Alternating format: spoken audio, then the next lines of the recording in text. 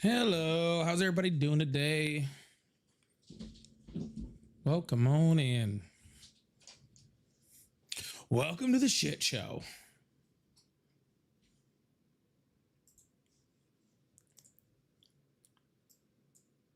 Welcome to the shit show. Hope you guys are all having a good one today.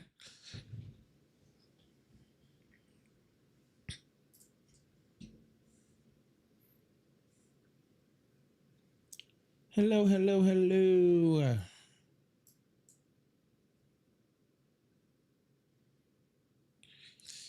Hey, Corey, what's going on, man? How you doing? Tracy, Carolyn, how you guys doing? Oh my God, take forever. Why don't you? Goodness.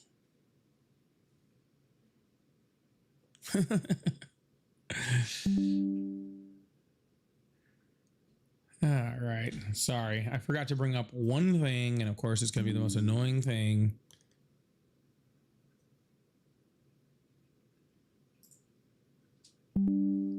There it goes. There she goes.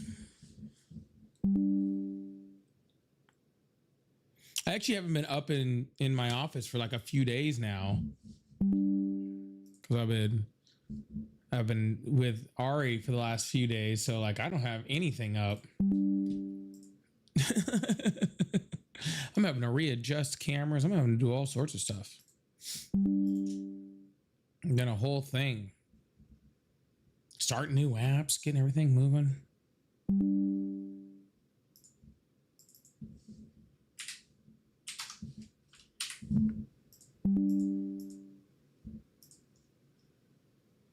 There we go. All right. Well, welcome on in, everybody. What a day. Happy Monday. Happy Monday. And you know we can't start out a Monday without a bunch of bullshit. If you guys saw my live yesterday, you know I was complaining because I was like, you know, we just don't really have, you know, like there wasn't that much going on yesterday. And so I spoke too soon. That was the problem. All right. I was over here and I was like, you know, there's not that much going on today. And then they're like, oh, Monday, we're just going to bombshell everything. Everything goes in all different directions, right? Isn't that the way it works? Isn't that always the way it works? Right? You get one day of having some fun over here and then boom, disappears. One day of having some fun over here and it disappears. Ridiculous. Damn ridiculous. They can't even give us a break over here, huh? They can't even give us a break.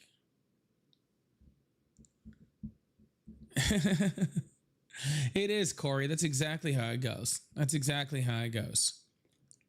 That's exactly how it goes. But that's okay, because that gives us so much stuff to talk about today. That gives us so much stuff to talk about today. I mean, we usually have stuff to talk about. We got some extra stuff to talk about today. So as you guys are coming in, please hit that like button, hit that follow button, hit that subscribe button, do all the things with the stuff, with the live gift goals, with the chatting, with all the things. Okay. Do all the stuff with the things. Muzz King, thank you so much for becoming a super fan over there. Thank you so much for that. I really appreciate it. Also remember, yeah, there's memberships and super fans and tiers and all sorts of things. There's tiers and all sorts of things, right? What happened today? Well, we're about to get into it. All right. We're about to get into it. That's what we're doing here. that's the game plan, to start talking about it. That's the game plan, to start talking about it. All right. It'll be for some fun. It'll be for some fun. All right. Well, where do we want to start? Where do we want to start? Can we have a group cry first? I mean, I'm always down for a good group cry. We're going to bring it all in for the real stuff?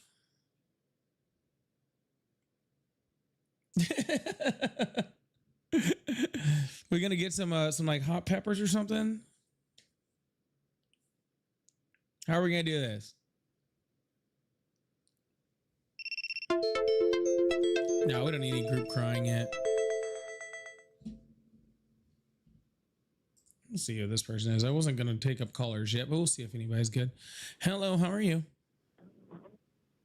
Finally, I get to finally debate you. How are you doing today? No, I'm good.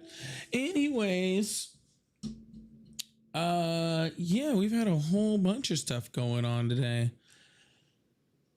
Yeah, let's bring it on in.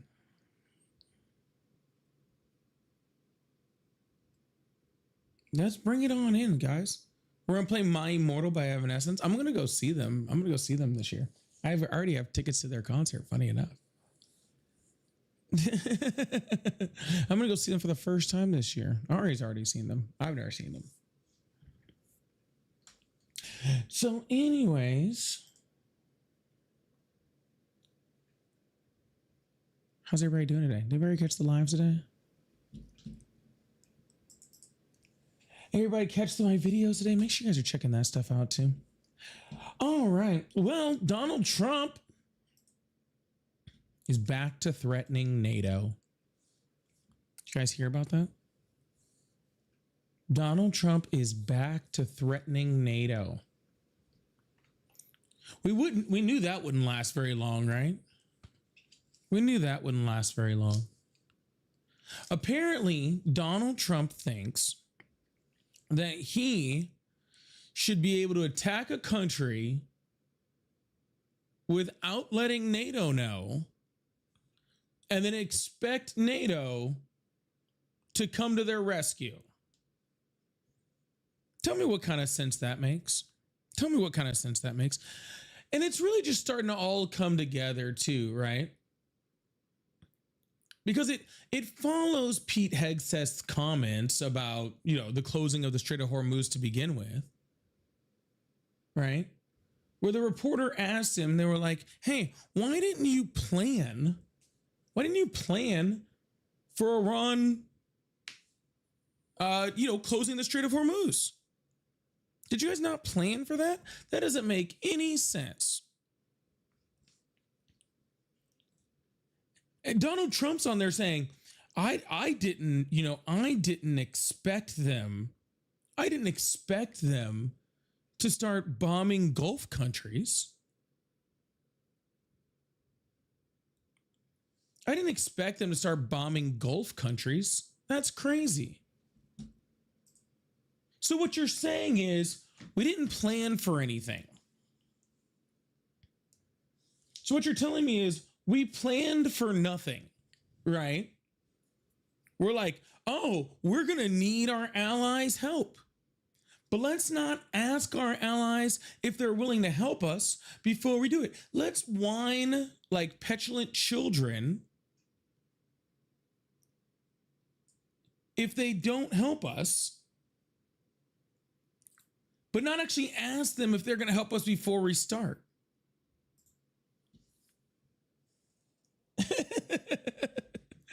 It's crazy. And now he's like, well, the future of NATO is not going to hold up if you don't start sending your military to go fight and die in the Strait of Hormuz instead of ours over a war we started that was not of necessity and was of total choice and that we didn't ask you about.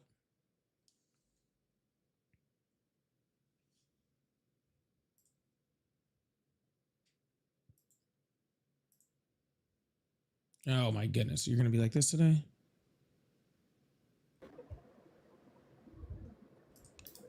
We're not going to ask you. We're just going to go and do it. We're going to start bombing straight. And then we want you to send your boats. We want you to send your airplanes. We want you to send your soldiers to possibly get injured or die. Okay. For a war you didn't ask us about, you didn't tell us about, that you perpetuated for no reason, that was of no threat to your countries at all. And now we're gonna threaten you. We're gonna say, "Oh, your future of NATO is not gonna be there if you don't come do it." I have a better question. Why would one of those countries want to be a part of NATO anyway? I think that's the bigger question. Why would any of those countries actually want to be a part of NATO if the United States is just going to join make a bunch of wars and then expect everyone else to show up?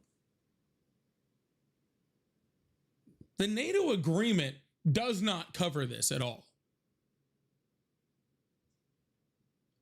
By the way,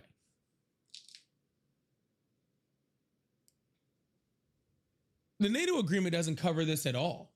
The NATO agreement covers if you're attacked, right? If you're attacked, if any of the NATO countries are attacked, there is a requirement for the countries to come to their rescue. But there's not a requirement for them to come to your rescue if you're the one who is doing the attacking. But I don't think the Trump administration realized that. I don't think the Trump administration even realized that. All right. I don't even think they understand what NATO's purpose is. I don't even think they quite understand, right? Because what I'm hearing is Donald Trump going on television saying, "Oh, I don't know why Iran is attacking Gulf countries. Oh, I don't know, because every singular plan by anyone who specializes in anything in the Middle East, in Iran, in international politics ever said exactly that would happen." Maybe it's because literally every scenario in which we attacked Iran ended with them attacking Gulf countries. Like, I know Donald Trump doesn't like to read his daily briefs or listen to anybody or to do any research on anything ever. I understand that, right? That's well known at this point. All right. We understand that. All right. I get that. All right. But you think there would have been someone in the entire White House, okay, who could have advised him that, yeah, that's the first thing Iran is going to do. Okay. Hell, they could have got a middle schooler in there. I think most middle schoolers could have been able to advise him on this. But see, he has a bunch of people in there. All right. He has a bunch of people in there that have no willingness to A, tell him the truth. He does not care, okay, about putting in people that are qualified. He only cares about putting in people that are yes men, that are going to do what he says. All right. That are going to go, "Oh, yes, Daddy Trump, please give us more. Whatever you say, oh, powerful, wonderful one." That's all. And so very obvious things, right? Very obvious things, as in they're going to freaking close the Strait of Hormuz. Maybe we should have a plan for oil, okay, if we're going to be closing it. Maybe.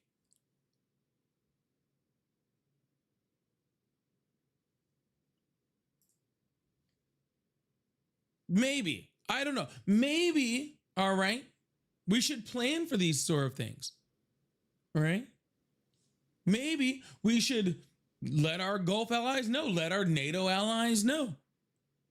So we know what we're getting ourselves into before we get started. But no, we can't be bothered with any of that stuff, right? Just like we can't be bothered, okay? Just why we can't be bothered with making sure that our intel is good so we don't bomb schools.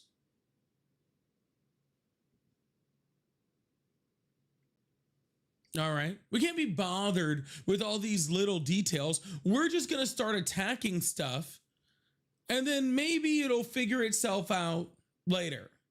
Maybe. I mean, new reporting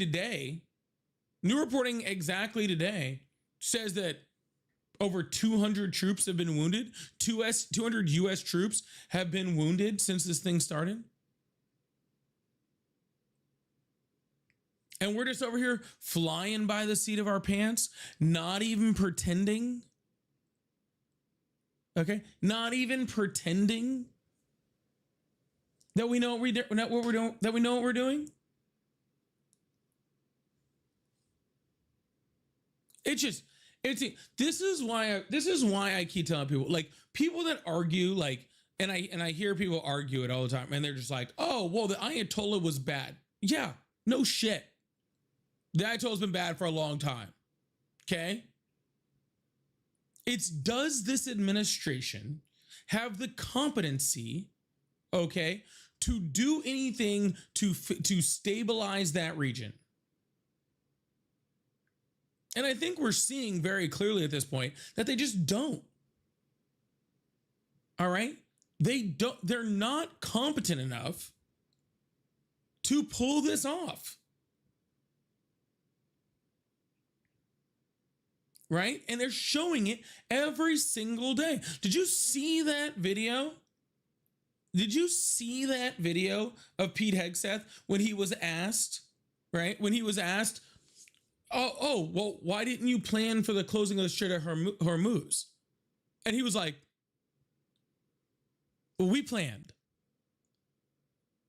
And like, you could tell he was just stunned. Like, you could tell, like, before this attack, he didn't even, like, he hadn't even heard of the Strait of Hormuz before this attack. Like, they sent missiles over it, and then they were like, yeah, we're sending missiles over the Strait of Hormuz, and he was like, where? Where are we doing that?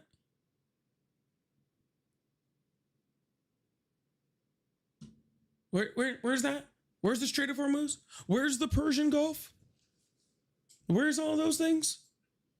Sorry, I was too busy checking out my curtains this morning to read my briefing, and you know I failed geography in freaking high school, so I have no idea what we're talking about. Absolutely nuts. Hello, how are you? Doing good. Awesome. How old are you? 35. Awesome. Do you still support Trump? No, I just was calling to say, what in the hell are people doing in the world? Shouldn't be supporting him for jack shit. All the crazy stuff they're getting us into. Just want to say I appreciate you and keep doing what you're doing. Thanks a lot, man. I appreciate you. All right, y'all. Well, hey, if you guys still support Trump, you guys can call in on the number that's above my head or next to me on the screen or any of those things. And we can have a conversation. Hello, how are you? Depends. How are you? Depends on what? Whether the pedophile is still in our White House. Well, he's there, so I guess you're not doing too great. Well, he's still there. So yeah, must not be doing too good. Yeah, he's still there. I'm telling you, every time Donald Trump does another military action, I'm like, how many times is he going to be in these files? Right? Like, how many times is he really going to be in these files? If like this is what it takes. Like it must be all the times. Right? It must be all the time, literally all the times.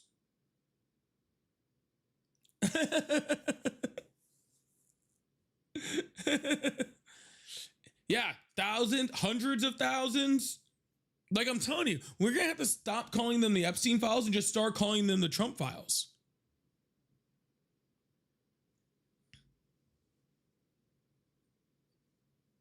More times, you say more times than Jesus is in the Bible, but I'm pretty sure he's already past that.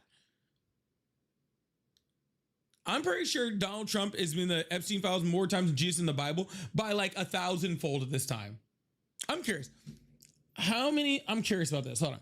How many times is Jesus mentioned in the Bible? Yeah, he's only like, the name of Jesus appears 900 to 1,300 times in the New Testament, depending on like which version, right? So we'll give it 1,300 times that Jesus Christ is in the Bible, okay? And we have like hundreds of thousands with Trump in the Epstein files, right? So for all those people that are Christians and are Trump supporters, right? All those people who are Christians and are Trump supporters, right? Who come over here trying to fade me with some shit, right? And be like, oh, well, there's, I've heard this so many times, which is bullshit, but whatever. There's more historical data for Jesus than any other person in history. Well, if Jesus is mentioned 1,300 times in the Bible and there's more historical data than that, for him than anybody else, then how much historical data do we have for Trump being with Epstein? Just out of curiosity.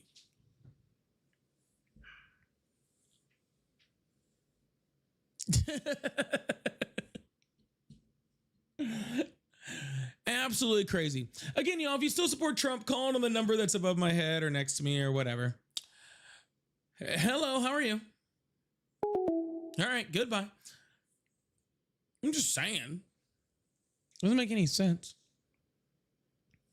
I do like how people call in and it rings once. I think they get cold feet. They get scared. It's funny. Well, in a major blow to anybody who supports RFK, all 11 of you, okay? All 11 of you, okay, that support RFK, all right? Huge blow to him today when the judge ruled that his new schedule for childhood vaccines, that he set out that just pretty much meant kids weren't getting vaccinated anymore. When that whole schedule got shot down by a judge today.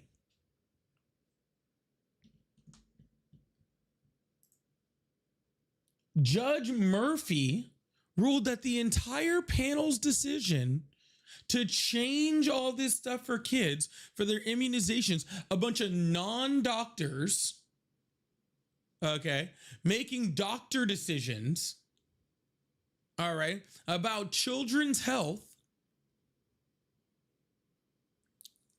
that maybe that wasn't a good idea. Maybe, just maybe, not the best idea.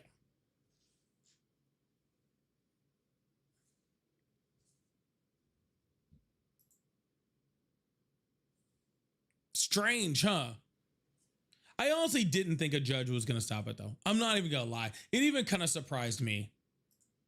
And it still has to go to the Supreme Court, and I'm sure it will, and who the fuck knows what they're going to do. I don't know. I think Donald Trump might have put might not have done too well. Right? I think with his little State of the Union where he's over there trashing the Supreme Court might not have been his best play. What do you guys think? Hello, how are you? I'm good. How are you? I'm excellent. How old are you? I'm 41. Awesome. Do you still support Trump? Hell yeah, I support Donald J. Trump. That's weird. Okay. Why is that? So right now you were talking about RFK and these doctors that weren't giving doctor advice, kind of like Bill Gates, right, with the whole vaccine. He was in the whole Jeffrey Epstein. Did you read those files? Jeffrey Epstein and I Bill didn't Gates, listen to anything Bill Gates they're going said. to have Sir, you were COVID, listening. Just out of whatever it curiosity. was. Did you Hold read on. those files? Hold on, sir. You were listening to Bill Gates on vaccines. That's not very smart. I didn't, but he was part of the CDC. If you didn't know, and I bet you got the vaccine, and I didn't. Bill Gates was part of the CDC. Yeah, well, he owns rights to it since he has all that money, right? He owns rights to the CDC. Sir, you can't own, sir, you can't own rights to the CDC. Go look if Bill Gates is part of the CDC and how much rights he owns to it. He can tell you what to do, bro. He basically told you to go get a vaccine. How do you buy rights to the CDC? I don't even. How would you even go about that? I don't know. How do you own rights? You didn't even know, bro. Sir, how do you own rights to a government health agency? He has the money to control the CDC, bro. What do you mean? He has the money to control it? The few followers were telling you during COVID that this guy was doing that, and you guys still ran to go get the vaccine for the deadliest virus in the world, right? Because you Sir, you're trying to change the subject. Stay on topic, okay? I'm still trying to figure out how Bill Gates became part of the CDC. That's what intrigues me right now, okay? Yeah, that's something you don't know, right? Because you talk about. You're right. I do not know it because you just said that Bill Gates owned rights to the CDC, and that doesn't exist. What doesn't exist? You can't own rights to the CDC. Go research on yourself and see how Bill Gates has a lot to do with the CDC. Go look it up. Yeah, he has some foundation that helps support research that includes that in the CDC. You're telling me that Bill Gates doesn't have a say, right? Because he has all the money in the world. That's exactly what I'm saying. To go have sex with That's exactly what I'm saying. Whatever. Sir, by that logic, sir, by that logic, Elon Musk has say in the CDC, and a lot more than Bill Gates. No, not the CDC. No, you're saying he has all this money so he can control everything. Nothing to do with the CDC. Oh, gotcha. So just a second ago, Bill Gates controlled the CDC because he had money. But now when Elon Musk has money, he has no control over the CDC. I'm just trying to follow your logic, sir. I'm just trying to follow. Sir, I can't understand what you're saying because all you're doing is talking while I'm talking. And if you're talking while I'm talking, then I can't hear you, no matter how much you keep yapping. Okay? So if you want me to hear what you have to say so I can respond to what you say, I would advise you to start talking when it's your turn to talk and not in the middle of my sentence. Okay? Cool. Appreciate that. Sir, there's a Bill Gates and Bill and Melinda Gates Foundation, okay, that donates money to help with CDC research. That doesn't mean that he has control over the CDC. I don't know where the heck you're getting that from. Do you have a place where I could find it, sir? I'm going to tell you how I found it because of the Q drops told me. The Q drops told me how Anthony Fauci told me. Oh, here we go. Haven't heard that in a while. Me, right? But I'm not going to interrupt you, right? I wasn't interrupting you, sir. I was actually being an active listener. I just said, oh. Yeah, so I'm a hardcore QAnon. That's why I believe what Trump says, because in the Q drops, it told us exactly what was going on and what's going on right now, okay? And I say here, and I've told you guys plenty of times before, you and all the little Democrats. I don't have my tinfoil hat today. But I left the party because those guys lie. They do nothing but lie to us, and they have done nothing but lie to us. And look, it's same thing like Bill Gates and Hillary Clinton. They went in front of Congress, and they lied to them. They lied to them, saying that they had nothing to do with Jeffrey Epstein, when we know Bill Gates was on the island 20-something times. He was on the Lolita. Sir, I don't give a shit about Bill Gates, sir. Girls. Sir. And you guys sit there and you guys believe these people. Sir. I don't give a shit. If Bill Gates did some fuck shit, put him in prison. You're the one still supporting Trump. I don't support Bill Gates. You support you sit here and talk about Trump all day, bro. And Yeah, you support all Trump these is in people the because Epstein at the end files of the over day, why aren't you that talking we about know them? of Hold on, quit 100%. interrupting me. No, I'm talking. good. I'll At the end of interrupt the you all day, I want because this is support us crazy. because you're over Sir, here I talking don't bad support Bill Gates. Who the fuck supports Bill Gates? You're the one who just said you support Donald Trump when literally he was best friends with Epstein, used to ride on his plane. He's in the files like 100,000 times in just the unredacted, in the freaking redacted versions. Who knows how many times in all of them, right? I think we lost track at a certain point. Okay. You're the one supporting the guy on the child sex trafficking island. All right. Not me. Yes, you're lying to everybody, bro, because in the Q drops it told us that all these goons, Anthony Weiner, you have Anthony Weiner who Sir, why are you talking about everyone that's in the Epstein files except for Donald Trump? lies, bro. You're lying to the people, bro. You're What straight did I lying to say them. that was And a the only lie, reason sir? Donald J. Trump Sir, is in what the did I files is say that because was a he's the lie? one who ratted Sir, on I'm gonna Jeffrey mute you. Epstein from Mar-a-Lago because they kicked Yeah. him out of Mar-a-Lago. Yeah, And you're going to tell me sir. they didn't kick him out of Mar-a-Lago once they found out what he was doing?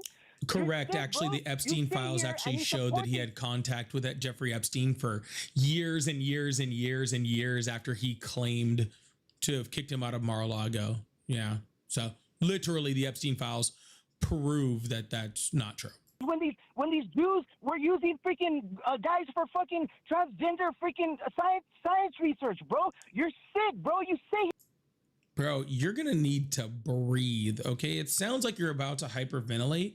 And while it's kind of funny, I don't want you to suffocate and like pass out before the dudes come and put you back in that little white padded room, okay? you don't talk about all these sick pedophiles who. Sir, you're just screaming, bud. Calm down. I don't have time for this. You're the first caller of the day. I really, really do not have patience for you just screaming, bro. You sound like you're just like a little wind-up toy, bro. Like, are you on something, man? You're literally sick in the head, bro. You sit here and talk about one. He hasn't even stopped. Like, I'm muting him for like long periods of time, hoping when I come back that he's gonna be like, calm down. And he's still screaming. And the funny thing is, every time I unmute, he's pretty much saying the exact same thing. He's not even like switching up what he's saying in between. You lied about January 6th. You lied about COVID. You lied about freaking. Yeah, like, dude, the dudes are gonna come stick you in that little white van, bro. You don't want to go back there. Okay, they're gonna put that needle back in your neck. It's not gonna be cool, man. All right, we don't want that for you. Bad orange man bad. Orange man bad. That's all you have to say, bro. And then Actually, I have a ton more to say, but sir, in order for me to say more of what I want to say, I have to be able to have a conversation, and you're not allowing me to do that. Okay. locked him up. Hillary Clinton want nothing to do with it, bro. And you sit here and you like to. It's almost funny, dude, because I don't know how he hasn't it's like almost impressive. Because like he hasn't stopped this whole time. You're dead to society, bro, because you ain't doing nothing but fucking down talking Trump when he's doing nothing but good, bro. He's eradicating the evil in the world. He took out fucking Yeah, he's just this is just a complete spinoff, dude. This is wild. I bet this guy has some actual really good opinions that I'd probably love to hear. I wish he could calm down long enough to freaking, articulate any of them. Like a fool now. You look like a fucking idiot now, bro. You think? Oh, I'm the one who looks like an idiot. And you're up here being 41 years old and screaming like you didn't get your candy at the store. You're not going to win this battle, bro. Trump is your president, and at the end of the day, he's making you look like a fool day in and day out, bro. You and all these other Democrat goons who support these Democrats fucking I'm not a Democrat, bastards. sir. They're sick, bro, and you say and you I'm not a Democrat, sir. Trump all day, bro. I'm going to get at you because you're supporting that. Woo! Guys, don't forget to take your QAnon pills in the morning, okay? If you don't take your QAnon pills, then this is what happens. This is what you sound like. Wiener, Bill Clinton, fucking Bill Gates. Yeah, see, this is your brain, okay? And then this is your brain on QAnon. How about that? So how about you're a sick fuck too, you pedophile? See, that's what it sounds like. All right. What did I do now?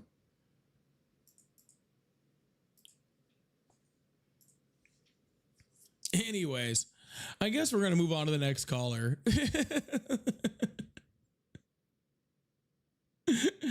Oh my goodness. We're going to try to get this thing going. Yeah, that was exhausting. I don't know what that was about.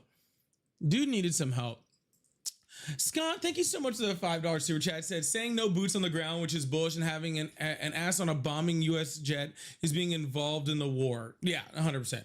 No boots on the ground, but just, you know, ships on those boots with boots on those grounds. Yeah, that's what it's crazy. Captain, thank you so much for the $2. Said sending love from SoCal, waiting on the merch. Yeah, I have merch, but I'm trying to re-release merch. So I'll be getting new merch soon. So yeah, don't do any of that stuff. Amber, thank you so much for the $2 super chat. Said critical thinking is a thing at Caller. I don't even know if we got really to critical thinking with that guy. I think if we could have just got to thinking at all, we probably would have been a lot better. All right.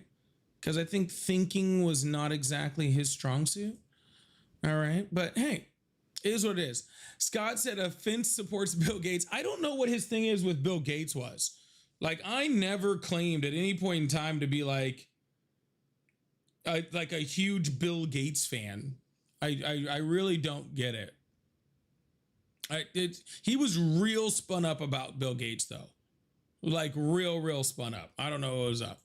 Lois said, bro, that dude is so screwed up. Like, yeah, I don't really know what was up there. X-Laxy said, ask Gar to explain Pizzagate if QAnon is real. The sad part is he probably would have tried. Right? And that's what's even scarier is he probably would have tried. Yeah, maybe we'll get a tinfoil hat emoji. Maybe we'll get a tinfoil hat emoji. And Lord say, dude, it's on a good dude. Whatever that dude is on, he was on. Whatever that dude was on, he was on it. Okay. I'll say that much. Whatever that dude was on, he was on it. That's for damn sure. Wow. Well, I guess that's how we start this thing out. Man, y'all, if you guys like support donated, super chats, super stickers, all sorts of fun stuff. Jesus Christ, man. That's the second night in a row. Sorry. For you guys that are watching me that are on the good app, the red one, you guys are awesome. For you guys on the other one, man, that app sucks, dude. It's so bad. Goodness gracious. That's night 2. Dude, whatever that dude was on, he either needs whatever that dude was on, he either needed more or less of it. I'm not really sure. I'm not even really sure which one at this point. Okay. He needed either more or less of it. All right. Y'all, if you guys could do me a favor, I really appreciate you guys. Can we just help to boost the live a little bit? Can we freaking make sure you're chatting in the chats, making comments, supporting the live like you guys have been doing already? For you guys coming back over on the purple app over here, please help me get back out there. I bet you guys can guess what just happened. As normal, second night in a row. Okay, I can't even buy it over here. All right. You know, I'm just yeah, I guess we'll have to keep the Q talk to a minimum, which sucks because it probably is like my favorite thing to talk about. All right. It probably is my favorite thing to talk about. Doesn't really get much better. If you guys still support Trump, go ahead and call it on the number that's above my head or next to me as we try to get this thing kind of restarted over here. Yeah, hit that like button. Let's run those likes up on TikTok. We were like 57,000 over there, and then we just kind of disappeared. But that's okay. If you guys are new here, please make sure you guys hit that follow button, hit that subscribe button if you haven't already. Ow. Sorry. Yeah, hit that follow button, hit that subscribe button if you haven't already. And we're going to try to push this thing back out here, back onto the live. Loyalty, thank you so much for the $2 super chat. Said that's the happiest caller ever on stream. I really hope that he figures out whatever medication works best for him, because he's not gonna make it, bro. He's not gonna make it if he's gonna have a literal heart attack. Like, truthfully, he's gonna have a literal heart attack. And I don't think I want that.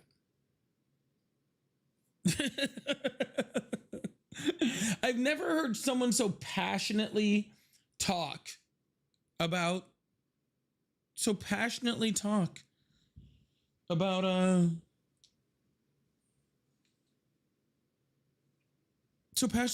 Bill Gates. It's crazy. Anyways, if you guys would like to have a conversation, have a debate, call in on the number that is above my head or next to me, or however it looks, depending on which orientation you're in. I need you guys to definitely support up the live, build this thing up. I really appreciate that.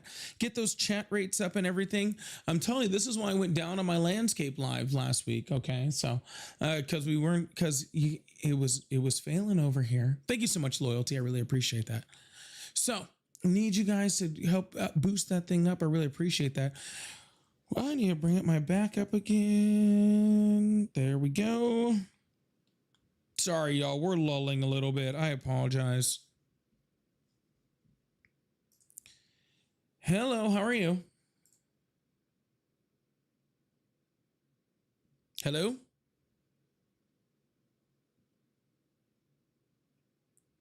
Hello?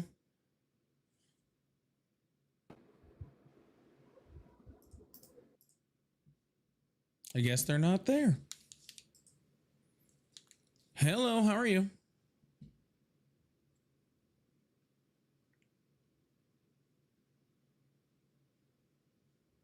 What is going on here? Oh, hold on. Never mind, that was on me. Hello, how are you? I'm great. Can you hear me now? Yeah, how old are you? Can you hear me? Yeah, how old are you? I was 27. Where year were you born? What year were you born? 1998. All right, that was quick enough. How do you still support Trump? I would say more. Yeah, I do support Trump. All right, why is that? Well, you know, he stopped wars. I mean, he stopped wars in European countries. Yeah, he also doesn't support abortion. I mean, while we also in office, who supports abortion? I mean, am I talking to AI? Why do you sound like AI? Wait, what? You sound like AI. Am I talking to AI? No, you're not. I'm just kind of sick right now. All right. What war in Europe did he stop? Because you said he stopped wars in Europe. Actually, probably not Europe. Probably Middle East-ish. Between Albania. Is that the war in Albania? He stopped the one in Albania, the one that they're like still fighting in? Yeah, he tried to stop it. He tried to stop it. So what you're saying is he's a failure.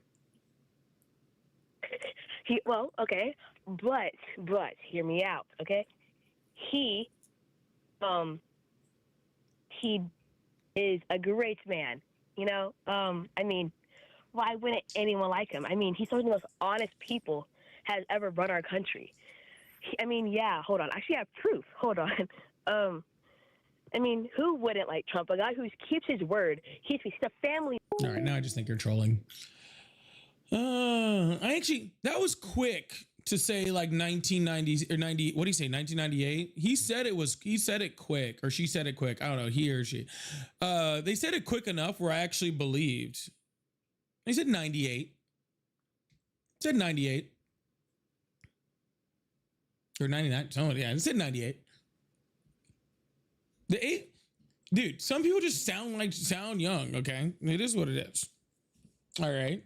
It's not it's not my job, okay, to forget. I can't ID them on here. Okay?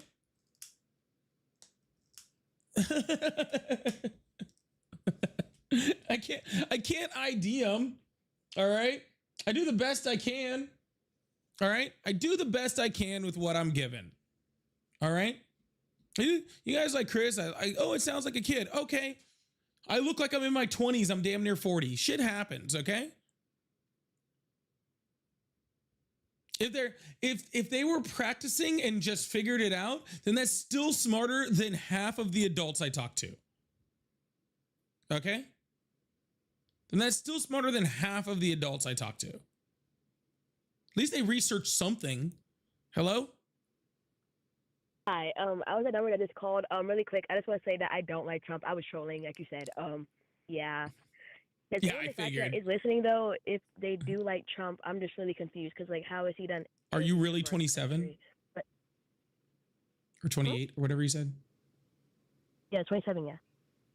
Are you really? Like, you don't have to lie to kick it. I mean, so serious. I do sound like a kid, though. I promise. I am. Okay, all right. See, thank you. I appreciate it. I appreciate it. We knew you were trolling. I mean, there was no reason to lie there.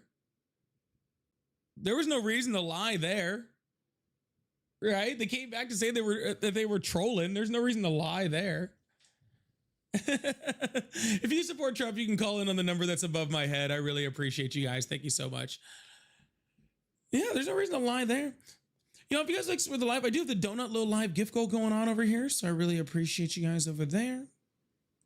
Super chat, super stickers, pay links in the bio. We're gonna see if we can get a couple more callers on. I was on a roll over here. There was a bunch of people calling in, and then they got taken down. Oh my goodness! Hold on. Sorry, I just read something. U.S. considers withholding HIV aid unless Zambia expands mineral access.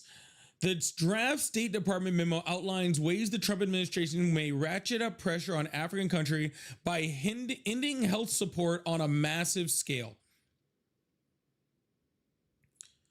Donald Trump is literally threatening to end aid for HIV if we're trying to extort mineral rights access from African countries by taking away their ability to treat deadly diseases.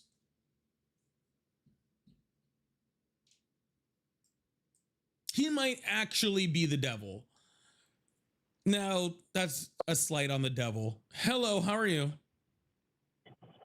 Hello? Hi, how old are you? 28. Awesome. Do you still support Trump? Yes. All right, why is that? I don't know. Okay. I don't know either. I thought we could get a little bit past I don't know. I don't know either. All right. At least we got some honesty over here, okay? I don't know either. I don't know. We're just gonna figure out what happens. Scott, thank you so much for the $2. I really appreciate that. It says DJT's little supporter is his athletic supporter. Do you really need one when it's that small? It's not like he's gonna be doing anything athletic, you know. But yeah, that's literally like that's some pretty bad shit, dude. Like, I mean, I know Donald Trump does bad shit all the time, but that's like super bad, right? Hello, how are you? Hi, doing well. How are you? I'm fine. How old are you? 25. Awesome. Do you still support Trump? Actually, I don't, and I know I'm so sorry. I know you're trying to look for people. My bad. I tried to get on contact with your other thing that you're doing when you talk to people. I just have a quick question. My only question is, like, what are your thoughts exactly on what he's doing? I just heard you talk about the whole HIV thing, which is diabolical, disgusting. But what is your whole thoughts on like what he's been doing as of late? Because it seems like he's pretty quiet and only doing things to really like spout rage. Yeah, because he's not well. Okay. Yeah, because he's Well, not like I said, I well. don't- The dude, every I time don't you wanna take see up too him, much of your time. his skin is falling off in another place. Every single time he talks, he's slurring his words. He can barely talk. He's holding himself up by his podium. He doesn't know where he's at or what's going on. Yeah, that's why you're not I seeing him honestly very feel like much. he might be dying. You want my honest opinion? Well, I mean, he's 80 something. Anyway. Technically, Yeah, he's pretty if old. you want to. He's pretty old. But, take care. Thank you so much for answering. I'm so sorry. No worries, man. Take care. Yeah, have a good one. You're describing Joe Biden. Dude, maybe I fucking am. Okay? Maybe I am describing Joe Biden. The sad part is that even if I am describing Joe Biden, I'm still describing Donald Trump.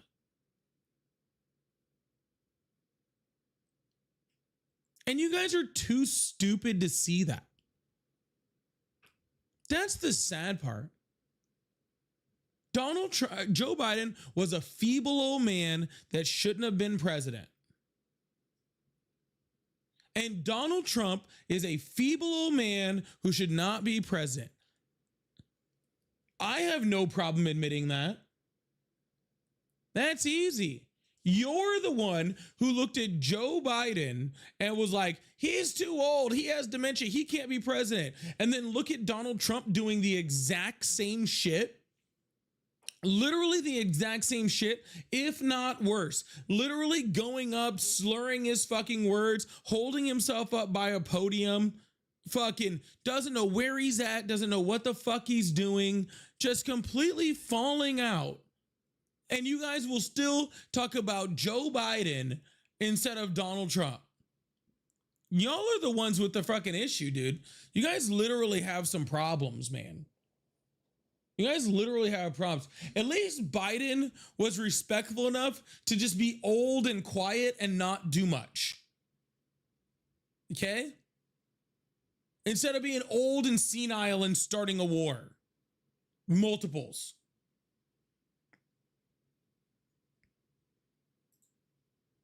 Right? Joe Biden was quiet. He didn't come out much. He didn't talk much. Okay? There'd be a good piece of legislation that came through every once in a while. At least he was old and senile and left us at peace, right? Let the economy flourish. Donald Trump's old, senile, and doesn't know where the Strait of Hormuz is. Okay? Hello, how are you? Hi. Hi, Good, how old are I'm you? good. How are you? I'm good. How old are you? 25. Awesome. Do you still support Trump? I do. Why is that? That's actually not the reason I'm calling today. We can talk about that another evening. But argument for tonight is I'm that not the interested. trans movement is That I'm not firmly interested. the definition of Oh, okay. Hey, he and hey, she. sir. Did you come in and did you see my live before you called? No. So you didn't. You just called the number just randomly, like you just thought of the number. That's correct. Oh, okay. So you were just laying in bed thinking about me, memorized my phone number, and then called it. I'm not sure why that's relevant to this conversation. Insane. Well, I was going to say, I assume that you had to have seen my live in order to get my phone number. I mean, sure, I've seen it before. Okay, awesome. What does it say on the top of my live? I'm not sure what your topic is for tonight, but All right, I'll let you know. It says, why do you, no, I'm going to inform you. I'm going to inform you. It says, why do you still support Trump? What it doesn't say is pick your own topic and just come and talk about it. So you're closed-minded. You're not open-minded. I'm not open-minded. Sir, all right, let's argue about something different. Which Justin Bieber album do you think was the best? It doesn't really matter to me. No, oh, so you're not open-minded? So you're not open-minded because you won't talk about what Justin Bieber album was the best. Wow, it does to me. See, this is what happens. You're going to hang up on me within the next 15 seconds because I'm making when an you're not argument that you open-minded. This is what happens when you're not open-minded, okay? You won't even talk about Justin Bieber albums, right? It's crazy. We'll talk about the Justin Bieber albums. All right, tell me which one you think is the best. It matters to me. Sure, let's talk about your little. All right, which one is your favorite? I don't listen to Justin Bieber. Oh, so you are closed-minded. Wow, that's sad. Well, I guess we have nothing to talk about then. Sure, we can. I have a conversation that we. Sure, I do still support Trump. So what do you want to talk about? Why do you still support Trump? We'll talk about your topic. Oh, thank you. You're going to allow me to talk about my topic on my live? That's so sweet of you. Guy that we had in absolutely destroyed things. It wasn't much better then. What did he destroy? And I believe it's federal politics where you're always going to have a lot of corrupt people in what the did he positions destroy? no matter which party is in. Yeah, so you thanks. Can call me an independent. What thing did he destroy? Biden? Yeah. Gas prices were high. No. Inflation was rampant. Hold on, sir. I didn't ask what was high. I said, what did Joe Biden destroy? Let's also be very clear that right now gas prices are higher than they were when Biden left office. When he left office? Yeah, that's what he gets credit for, sir. He doesn't get it's not. Does he? What? He released thousands of barrels of oil from the National Reserve. From the strategic reserves, and Donald Trump just did that. Sure. And so it's horrible when Joe Biden does it, but it's not horrible when Donald Trump does it? I didn't say it was horrible, but I said that brought the gas prices down for him a little bit. I expect maybe gas prices to go back up if Trump isn't able to resolve some of the issues that are going on with the... Sir, how does the president control gas prices? Now. How does the president control gas prices? It depends on what the situation, what's happening, what's driving the gas prices up. Sure. How did Joe Biden drive gas prices up? How did he take them up? Yeah, that was the question. I'm not sure what he did. So you have no idea whether Joe Biden did it or not.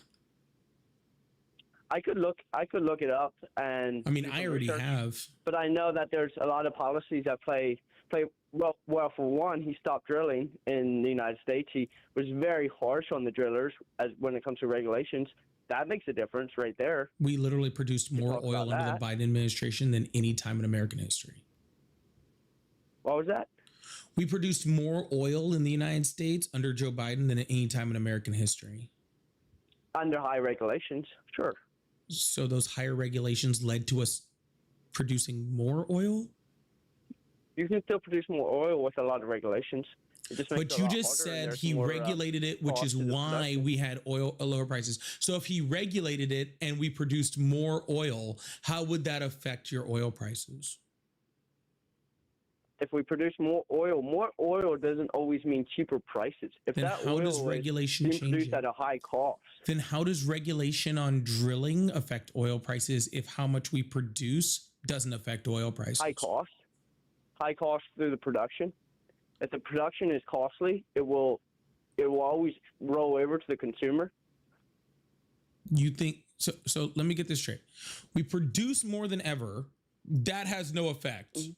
But regulation on production, that has the effect. That's what you're trying to convince me of right now. Production costs a lot. If it costs more per barrel of oil than it normally would, that will go into the consumer's pocket. That didn't happen. Well, that's how it works. It's not at all. But that's not what happened. Okay, sweet. Yeah. What happened under the Biden administration? Shame on him. And the current there was a couple big. No, I asked you a question. Currently happening. No. What two things, like major things, happened under the Biden administration? Well, one, we had a attack on Christianity at the highest levels. All right. Well, how about things that were actually in reality and actual major world events? How about that? Well, we had an open border that was insane, and that's a world thing. We're struggling with now. Our open border is a world thing. I didn't say a world thing. I did. Two major world events. That's what I said. And you know what? You know what's happening in like France, or All right. I'll just tell you, since you can. It's a lot easier if you just say I don't fucking know. It's so much easier on all of us. Okay. I do know. Then tell me what two major world events happened under the Biden administration that could affect oil. We had the Russia-Ukraine war. There we go. There's one. Russia. As for a second one, I would have to put some thought into that. It's COVID. Well, yes, COVID. COVID played. It wasn't COVID. It was how we responded to COVID. Yes, how we responded to COVID. You're right. How we responded to COVID is we organized the OPEC Plus deal, which reduced the amount of oil that was being produced across the world by almost 10 million barrels a day, which reduced the demand, the supply of oil across the entire planet, which therefore drove up the price of oil. And yeah, I think who did that, sir? The way who did that deal, to COVID, sir? Who did that deal? Shame on Trump for responding to COVID the way he did. And when did that deal end, sir? He, Sir, when did that deal end, sir? I don't know. April of 2022. Yeah, Donald Trump set it for a 2-year deal. So if Biden came in and we had a reduction of oil by 10 million barrels a day, okay, do you think that maybe that wasn't Biden that was the reason why your oil prices were up? I still believe it was Biden, the reason the oil prices were up. Okay, well then you're just being purposefully ignorant. Sure. Yeah, because literally Donald Trump created a deal, okay, which reduced oil by 10 million barrels, and I think it went to 8 million barrels and 6 million barrels across the length until 2022. Then in 2022, Russia invaded Ukraine, which also created a second thing that then affected oil. And that's why you saw in June of 2022 was the max oil prices that existed under the Biden administration. Two things that happened under the Biden administration. The Biden administration had no control over whatsoever. But how you respond to those things, like you were trying to say to COVID, is actually very, very important, right? How we respond to things like, you know, rising oil prices like that does have a huge effect, right? And how Joe Biden responded is by producing more oil in 2023, producing even more oil in 2024, outproducing Saudi Arabia and Russia, freaking making us more energy independent. We've been in American history. That's how he responded to those things, to ensure that your oil prices went down. And the oil prices went down so far that the entirety of 2025 up until October, Donald Trump couldn't even get his oil prices down that low. He got it down there for 3 months, and now it is again at a 2-year high. Okay, I have a question for you. How do you think Trump did the right thing when he bombed Iran last fall? No. In response to the rise in nuclear enrichment? No. Why is that? Two things. One, the director of national, well, sorry, actually 3 things. One, the director of national intelligence says that the Ayatollah was not trying to build any type of nuclear weapon. She briefed that in March. So his own intelligence that was backed up by 50 other countries said they weren't trying to build a nuclear weapon. 2, okay. Israel has been saying for 40 years that they were 2 weeks away from building a nuclear weapon, and they never have been. 3, obviously it didn't work because they said in June that we obliterated them and sent them back decades. And so therefore we ended their entire nuclear program. And now I'm being told in February that they were already enriching again. I guess we could add a number 4 in there to say that they weren't actually enriching anything higher than like 2-point-something% until Donald Trump pulled us out of the JCPOA. Where are you getting that from? Sir, you didn't even let me finish my sentence, so you don't know what I was going to say. Sure, go ahead. You can't ask me what I'm getting it from until you know what I'm saying. They weren't enriching more than 2-point-something% until 2018 when Donald Trump pulled us out of the JCPOA. Okay, which then we saw inspections up to like 6% in 2019 after he had done that. So if Donald Trump hadn't taken us out of the deal that was keeping their enrichment down, then we never would have been in this situation to begin with. Would you be okay with Iran having a nuclear weapon? No, which is why I was mad about Donald Trump pulling us out of the JCPOA. Are you pro Hamas? Like all the are you just going to jump around to every fucking topic on the planet? Why are you not responding to anything I'm saying? Donald Trump Because pulled there's a us lot of out of the JCPOA, which is the only reason that Iran started freaking Answer my enriching question. uranium. There's a lot of questions that I play a answered role, your that play a question, role sir. into the bigger picture. Sir, I answered your question. Do you I endorse the answered your Hamas question. protests in New Nope. York City? It's Yes or no? I answered your question. Now it's your turn to respond to it, okay? How do you still support Donald Trump? Do you support Iran having a nuclear weapon? Let me ask you that question. No, of course I don't. Oh, no. So, but you still support Trump, which is the reason why they started enriching uranium again. That's not true. It is true. Who's regulating them? Nobody's regulating them. That's the stupid The thing about UN it. was literally regulating them until 2018 when Donald Trump pulled us out I of the knew deal. you would say that. That thing was filled with so Because many it was holes true. that it didn't really matter anyhow. Why does that not matter? Money. We were handing money to them, but they were giving nothing in return. Incorrect. We weren't handing them money. We released sanctions on them, and those sanctions got us not having Iran with a nuclear weapon. That's what it got us. It gave them money. What do they do when they get money? Terrorists. They're doing that right now. Donald Trump is literally not even stopping their boats from going through the Strait of Hormuz. They're literally freaking selling their oil right now to pay for terrorists, and Donald Trump is letting them. You can say that. Either I know, way, because it's the truth. I believe that he's doing the right thing by bombing them to hell. That has always been the right thing to do. What does it solve? Anybody that disagrees. What did it solve? Tell me one thing it solved. Well, one, it takes the corrupt government can't operate, can't do the warfare. They can't. Their military isn't able to work out their orders that the evil Muslims have always been running in their minds. The evil Muslims? Yeah, that's correct. Sir, do you know why there's an Islamic freaking government in Iran?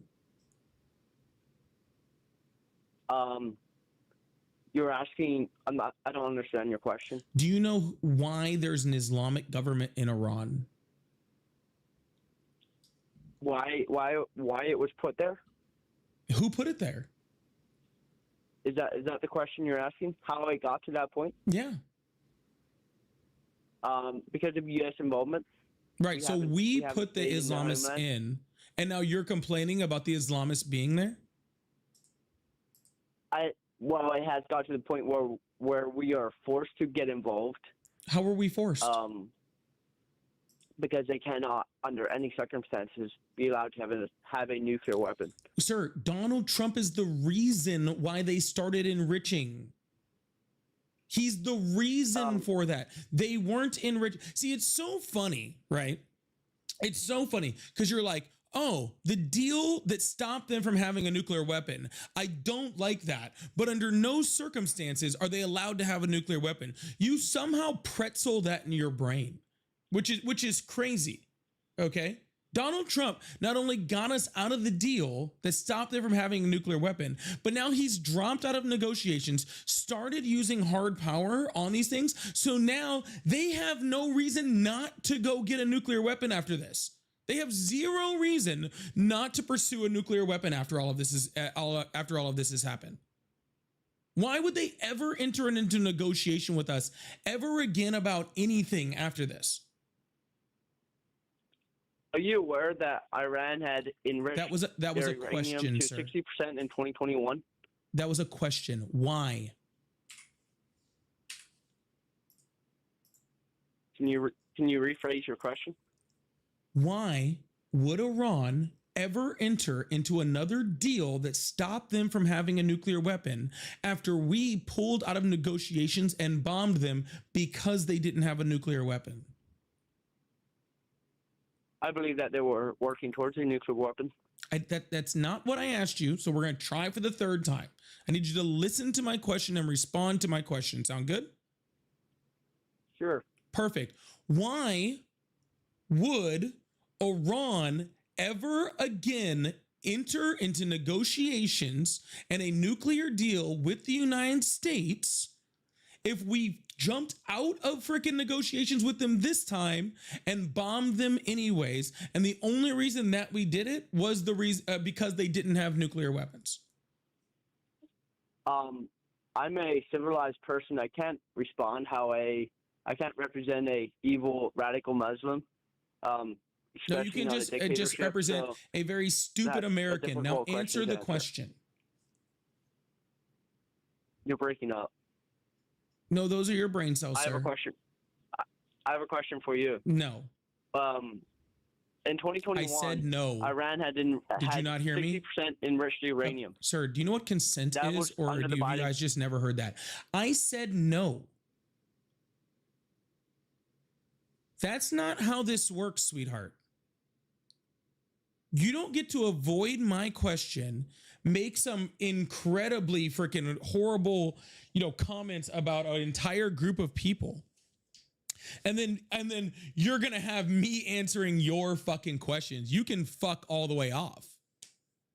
Okay?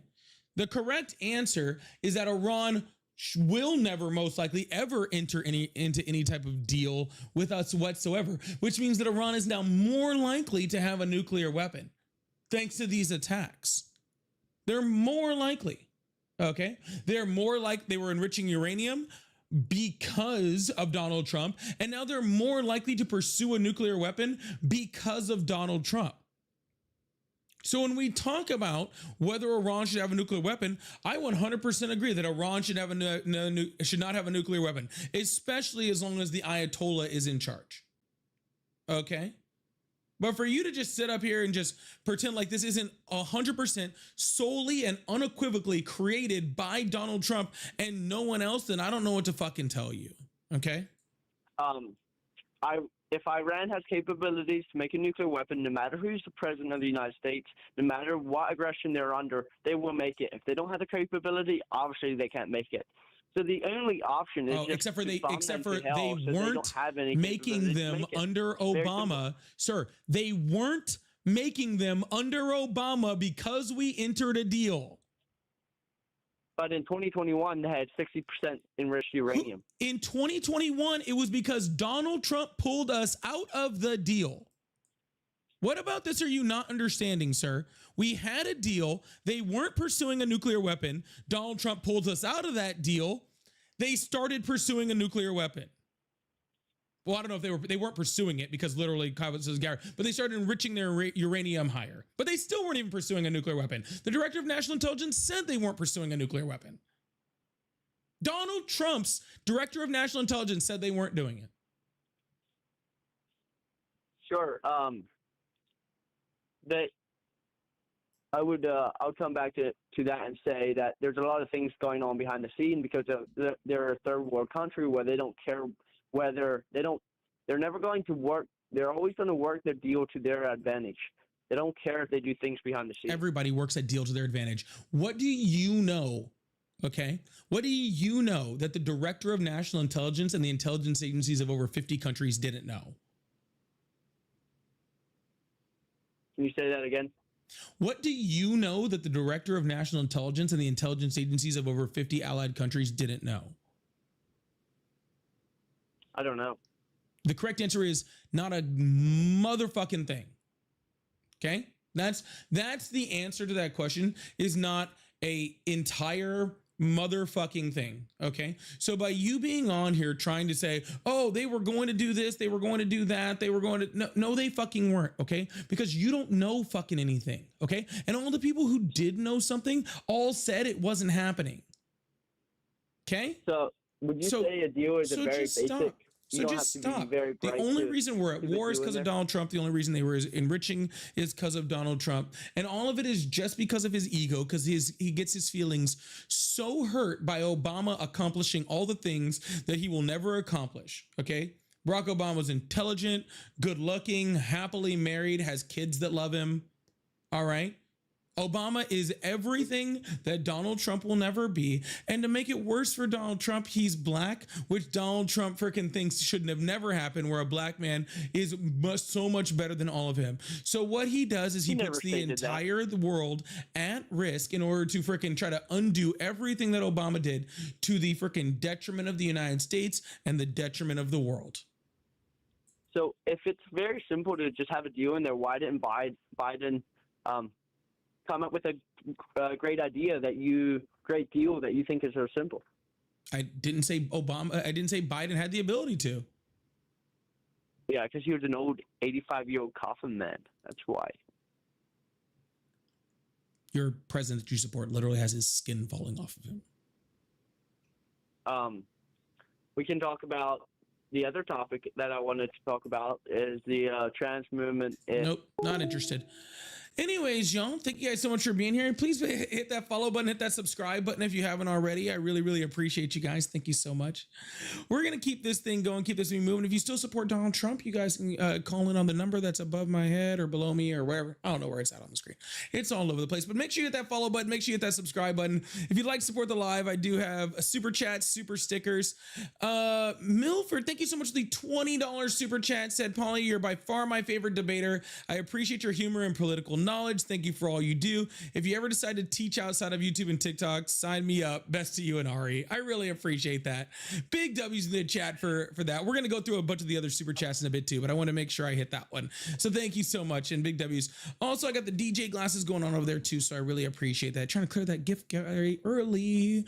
Hello, how are you? Good, how are you? I'm doing excellent. How old are you? 25. Awesome. Do you still support Trump? Yes, I do. Awesome. Why is that? Well, I really liked his tax cuts and Jobs Act. And why'd you like that? I really like what it. I like how it, lowered the corporate taxes. Helped out a lot. Helped out a lot of who? Corporations? What's that? Helped out a lot of what? Corporations? Yeah, it's helped out a lot of corporations. It's done a lot. Do you own a corporation? They reduced it from, pretty high amount. I think it was 40% to 35 20 or something around 21. But regardless, do you own a corporation? No, but it showed it to help businesses a lot back in the day. I've seen a really big improvement. The unemployment rate went up. Jobs started firing at higher rates. We lost a whole bunch of jobs. We almost went into a recession. And your prices still went through the roof. Oh. We had a low unemployment, including record lows for some minority groups, actually. Yes. And then the TCJA kicked in. Okay.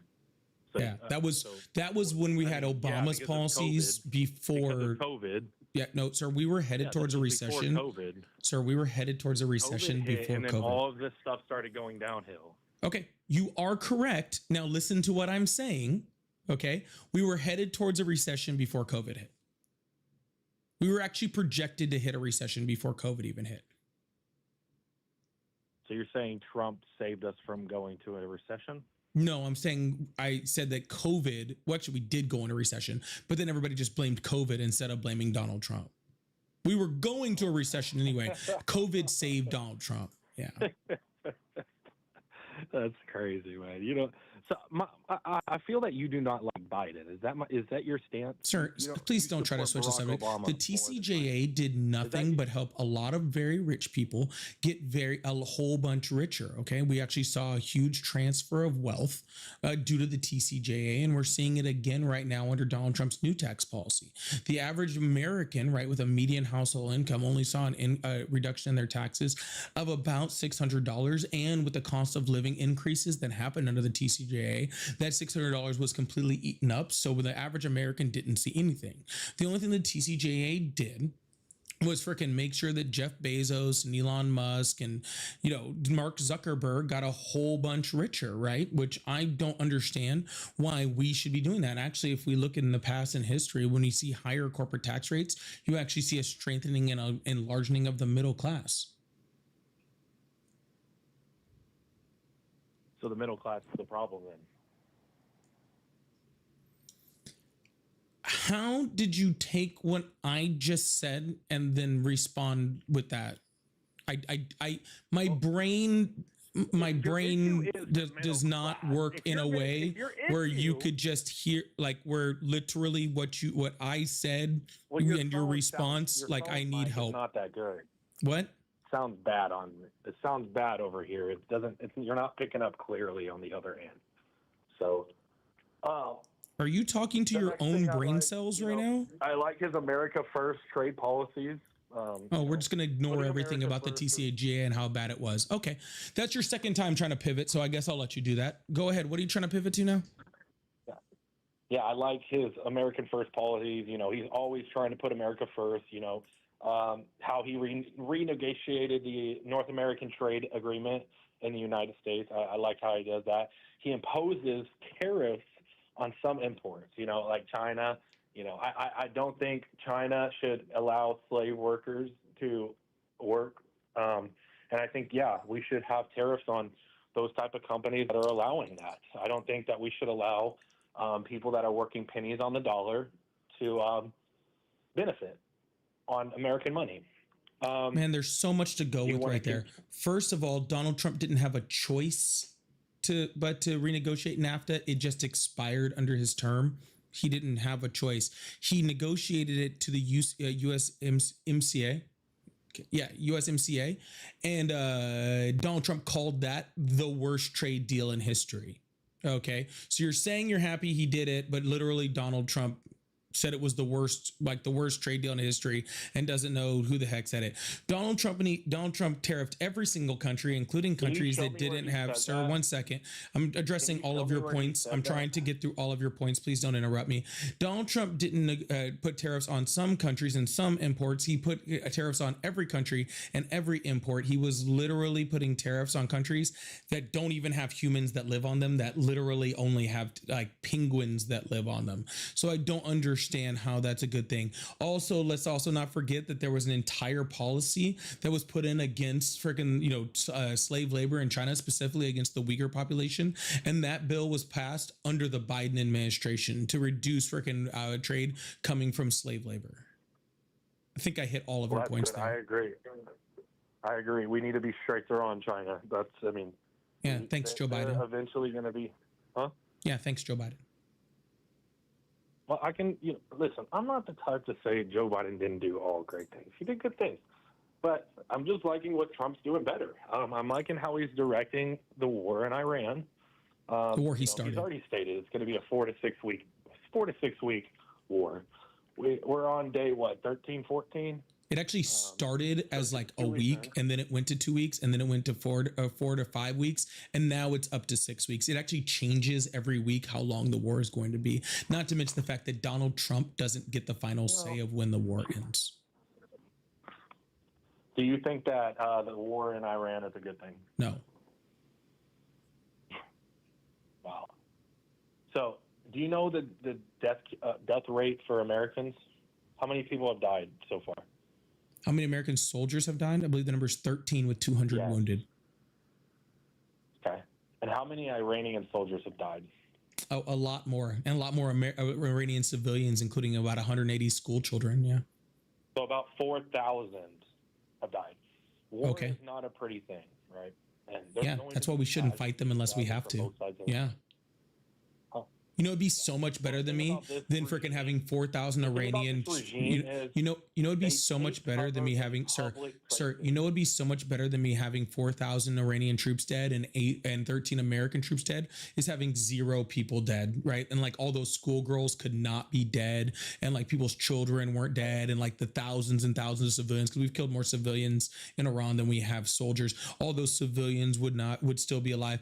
I would much rather prefer that just like all of those people just weren't dead and we didn't have to kill any of them. We did it out of choice.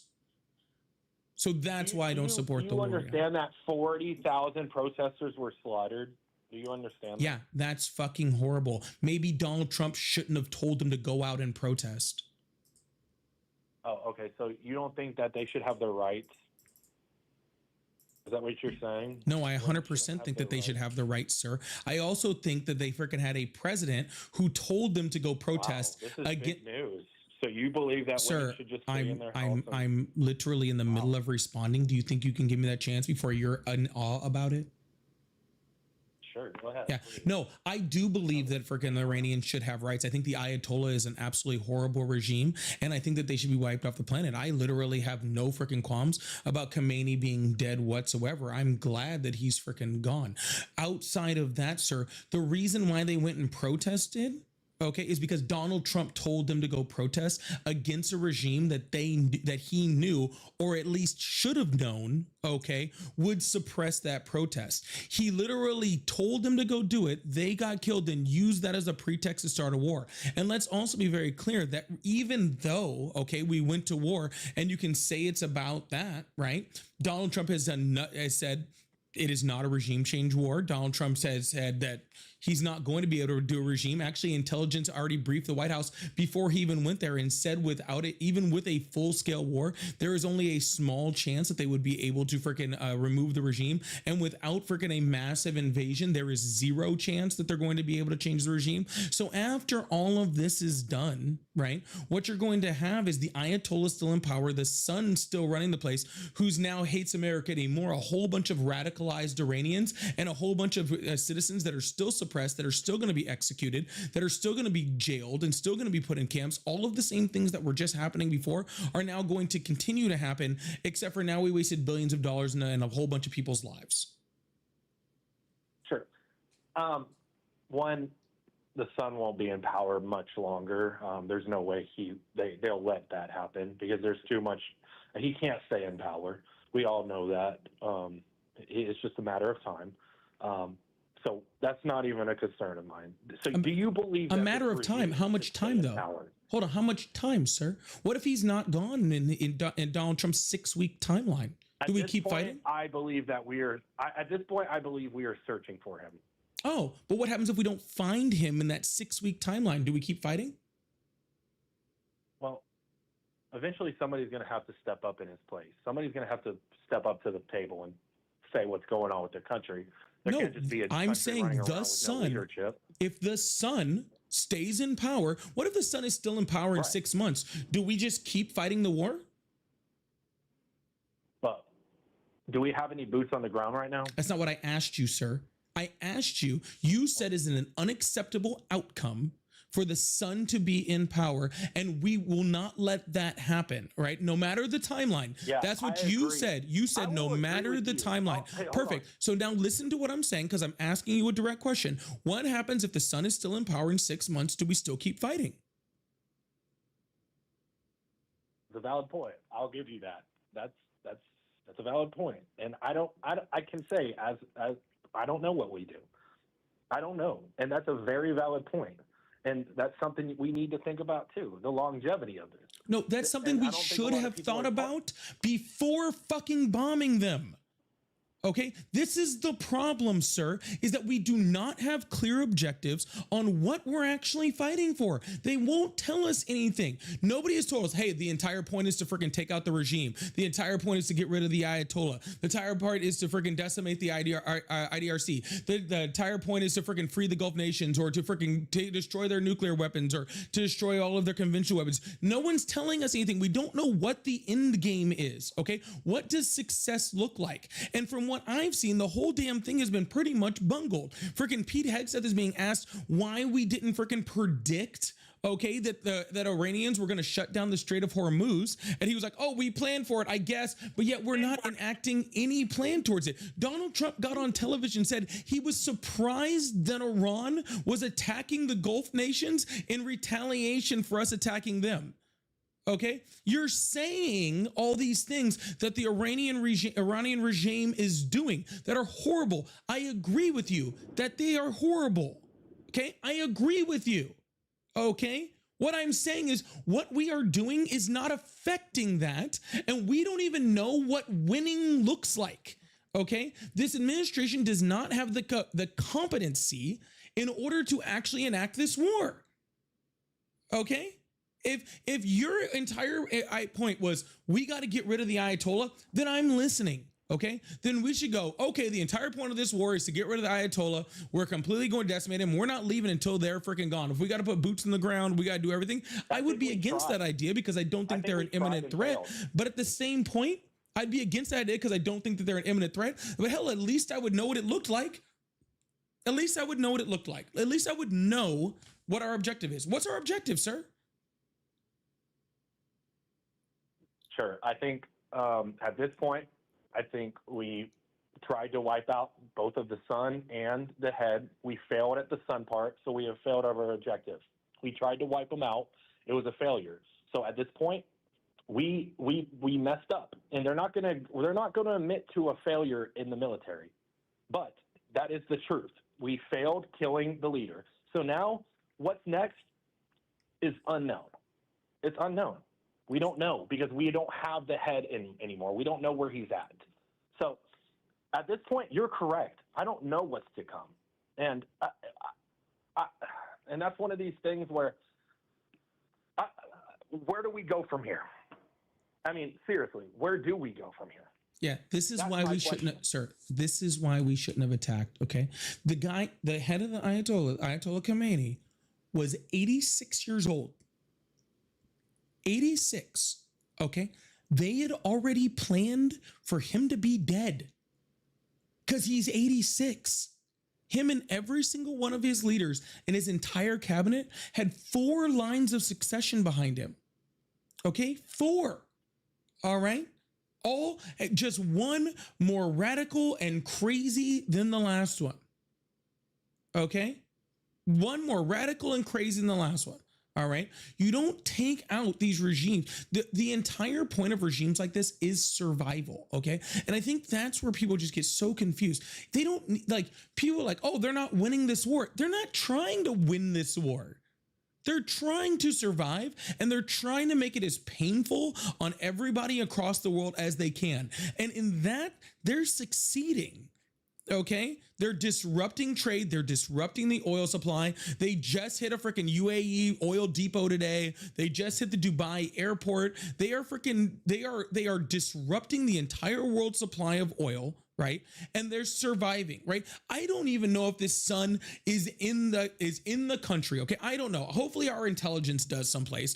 I don't know, okay? But guess what? If that guy's gone, the IDRC is still in control, dude. And they're just going to put somebody else in that is going to do the same things. People are still trying to protest right now. They're being jailed. They're being executed in Iran right now. Okay. That's happening in Iran right now. Okay. And do we just say screw it and we've done enough and we leave? What do we do at this point? What at this point? Fuck if I know, dude. Not we. What is there to do at this point? What is there to do? You know what I think will happen? You know what I think will happen? I think that Donald Trump and his administration will make up a fake reason on how we won, and they will leave, and the entire country will go exactly back to the way it was before. That's what I think. Maybe not exactly the way it was before. Let's not pretend it's not going to go back to exactly the way it was before, right? But it'll still be an Islamic state. It'll still be a radicalized Islamic state. It will still be a freaking high oil producing country that still funds terrorist groups. I don't see that changing. So that means that we just wasted billions of dollars in Americans' lives for not much. And then they'll pursue a whole bunch of nuclear weapons. Okay. Yeah, I agree with you on that. Yeah, and so agree. I mean, sadly, I don't know the end of this. Is the sad thing. I think all MAGAs can agree. At this point, we don't know the end of this, and sadly, we got to support our president. We don't. I just, it's a thing. I'm glad that the regime is not going to be capable of nuclear powers anytime soon. They're already talking about maybe going and digging up the sites. That's what one of the regime people said today on an interview, that they might look into going and digging up some of the nuclear sites to seeing the capabilities of them and see if they're still intact. But I think we've done enough damage so far to at least come. I don't know if they saying they don't want to talk, so I don't know what's next. And I don't want to sit here and say I do. I think, in the best opinion, wiping out the sun is the next best thing, because you can't have a leader that has that much hatred. Imagine if somebody wiped out your dad, right? You can't. What makes you think Can't the lead a next country leader with won't do that the much same thing? hatred and, What makes you think the next leader we won't have wiped out his dad? I don't think the next leader will have any ties to this family, but we'll see. Yeah, we wiped out a bunch of people's dads, dude.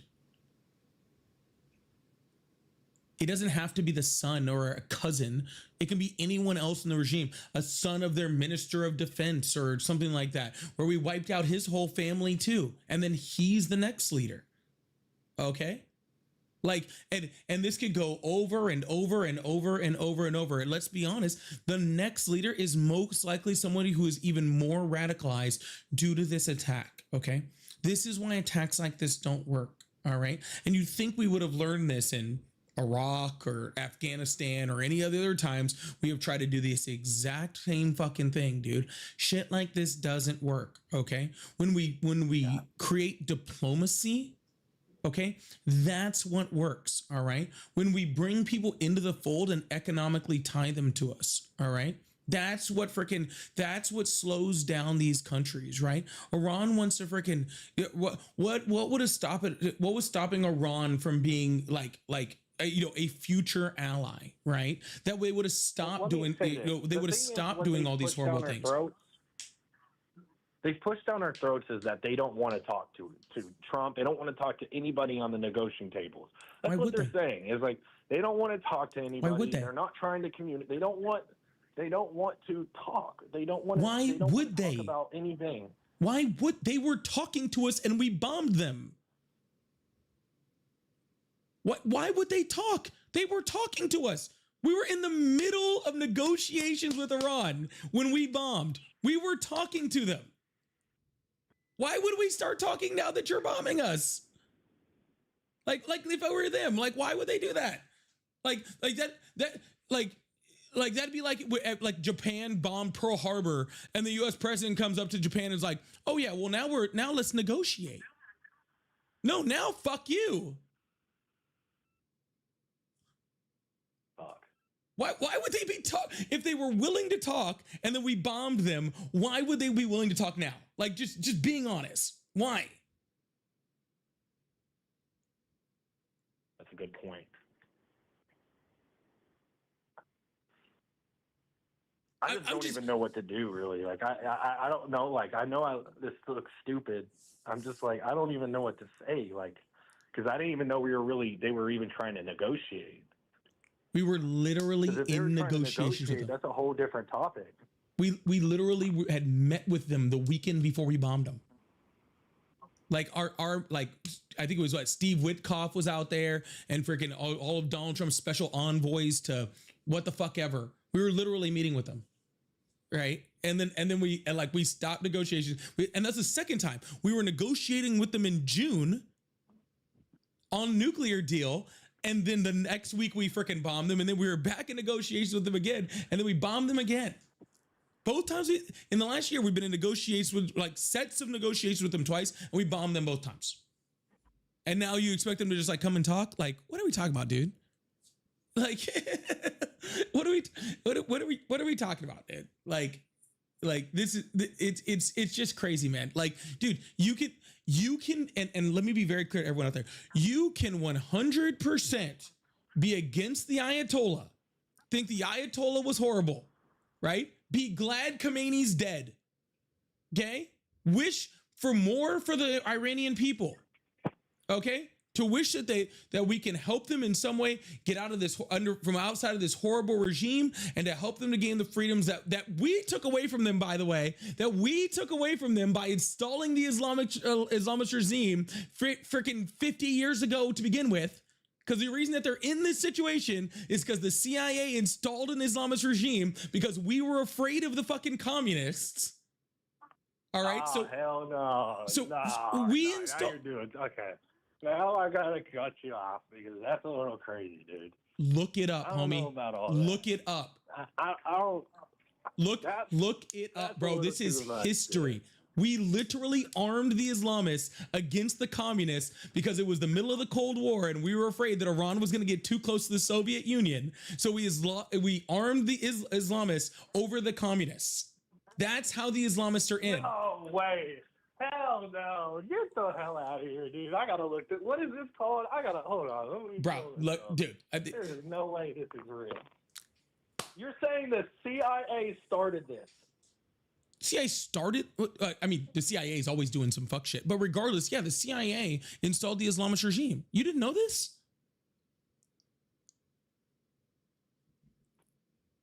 What the, hold on a minute. Did the CIA start? All right, let's look this up, guys. Quick search. No. On August 19th, 1953, Prime Minister of Iran, Mohammad Mossadegh, was overthrown in a coup d'etat that strengthened the rule of Mohammad Reza Pahlavi, the Shah of Iran. It was instigated by the United Kingdom under the name Operation Boot and the United States under the name TP Ajax Project or Operation Ajax. Operation Ajax? Yep, Operation Ajax was the 1953 CIA and British MI6 coordinated coup that overthrew Iran's democratically elected Prime Minister Mohammad Mossadegh, restoring power to the Shah Mohammad Reza Pahlavi. I'm sorry, I know I'm screwing up the names. I apologize. Primarily to regain Western control over Iran's oil industry after Mossadegh nationalized it, ultimately leading to decades of dictatorship and fueling anti-American sentiment.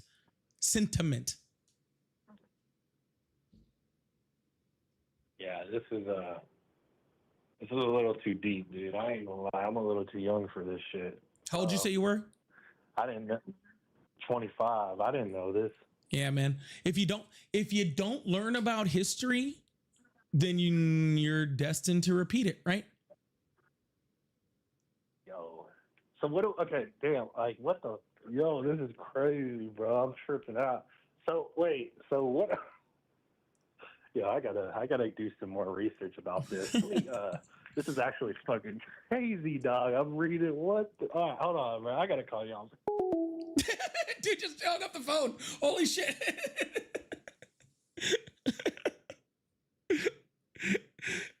That dude ain't sleeping tonight. That dude's not gonna sleep tonight. No joke, dude. That dude's gonna go down a fucking rabbit hole to the end of the earth.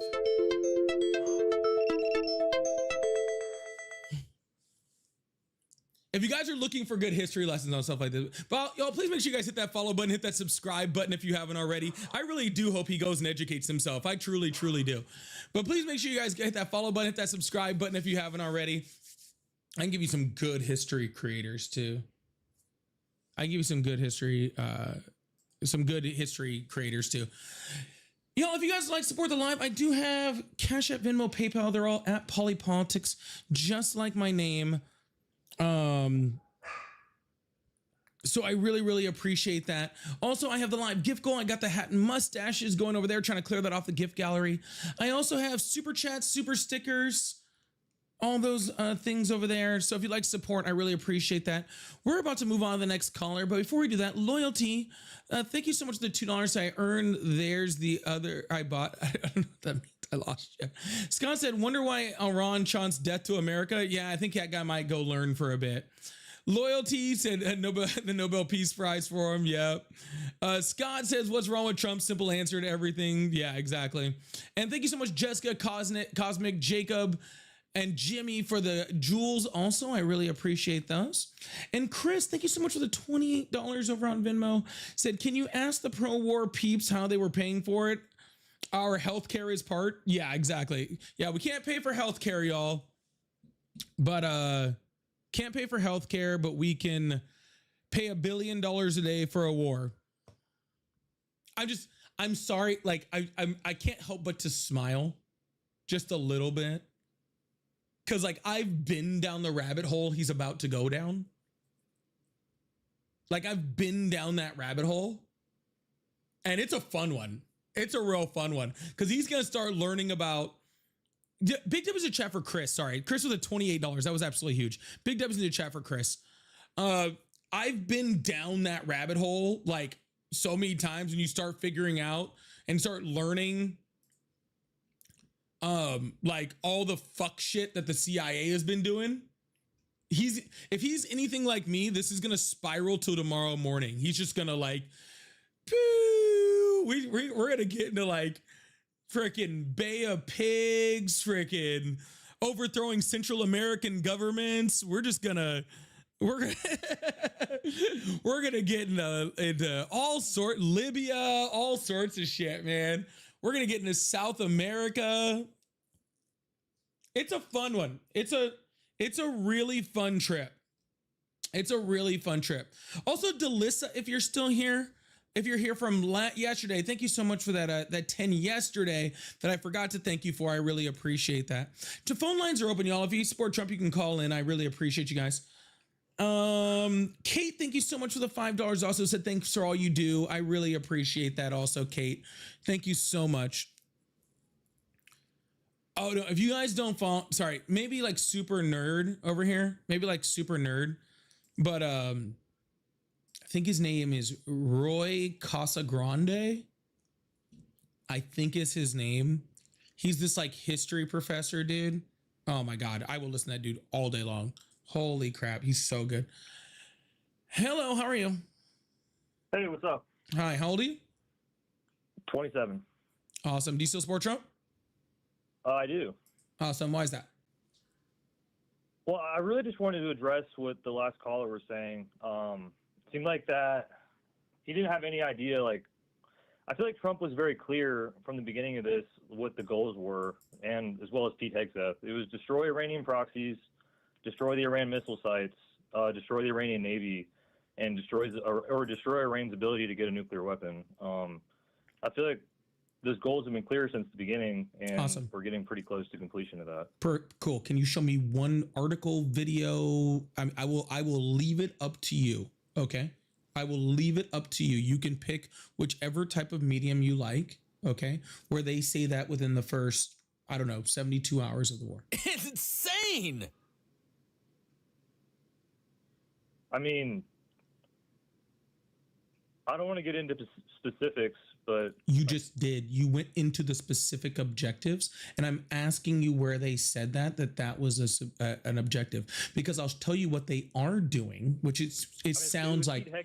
Well, sir, hold on. Let me finish real quick. Okay, go ahead. Yeah, what they're doing, okay, which is exactly what they said. I said they were going to do the day this fighting started, when they gave no objectives. Okay, is that they were going to start saying their objectives were whatever they had already completed. Okay, they destroyed the Iranian Navy and then came back and said our objective is to destroy the Iranian Navy. Okay, like they're doing things, and then once those things are successful, they're going back and saying, hey, actually that was our objective, right? Because if you're saying they attacked to destroy the Iranian nuclear sites, then the first thing I'm going to ask you is, what did we do last June when I was told that the Iranian nuclear sites were completely obliterated and that they were set back decades? They wouldn't be able to create a nuclear weapon for decades, right? Well, I'll ask you, did you watch the press conference from Pete Hegseth and the Joint Chiefs of Staff at the very beginning, day one of the war? That's where they outlined all of these goals. Like they outlined all of these goals for specific sources. It was right from the top. Yeah, I watched that, and they said something about freaking getting rid of air defenses, which again was something they already did. They talked a lot about, destroying conventional weapons targets, which is just anything that you do in an objective war on the first day. And they talked about a bunch of stuff with keeping them like safe, disarming, ballistic nuclear missiles. But like none of that stuff is like a war objective, sir. I disagree, man. Sir, I think so hold on real quick. Hold on, sir. You really don't have to cut me off. Because and be very clear, if the objectives that you just said are the objectives in the war, then my next question to you is going to be, why are we still there? Because we've already done all of those things, according to Pete Hegseth and the Joint Chiefs of Staff. I think we're very close, honestly. From what is being put out, public side, I really think that like the U.S. is very close to achieving all these objectives. No, they have achieved all of those objectives, according to Pete Hegseth, a week and a half ago. I think so. Why are we there? from what's being put out is the Iranian proxies. Like, they're not talking about Hezbollah, they're not talking about Hamas, they're not talking about the Shia militia groups in Iraq or like the Yemen Houthis. I think they've, on Iran, they've hit most of those targets on the actual body, but I haven't heard anything pushed out about them hitting the actual proxy groups. Gotcha. Because that was never an objective, and I'm letting you know right now, if that's an objective, this war will never end. Well, that's what they laid out at the beginning, is to degrade Iran's ability to project power through their proxy groups. Yeah, that's not that doesn't mean going after the proxies. That just means taking out Iran so they can't give money to their proxies. Those are two completely different things. Right? Well, you can say that. Well, it's not. It's not saying it. They say by saying degrade Iran's ability to project power through their proxies. Okay, it's saying that Iran gives money and weapons to their proxies in the region. If they stop Iran they want to stop Iran from being able to do that. Okay, that's what that sentence actually means. Okay, which they haven't done. Right, because Iran is still doing that. The only boats, crude oil boats that are actually getting through the Strait of Hormuz right now are Iranian oil tankers, which means that they're still getting money. Not to mention, apparently they had like some type of idea this was going to happen because they bumped up their oil production prior to even being attacked. So they have like hundreds of ships just sitting out in the water ready to sell their oil, and Donald Trump is allowing them to sell that oil.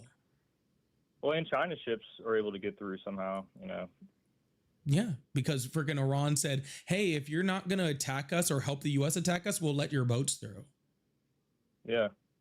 Well, I think that just shows it's really a world power conflict. I mean, Iran it's a proxy war to fight China, Russia. I mean, same with Venezuela. I mean, it's a big power play. I mean, if you think about it, we're in a world war right now.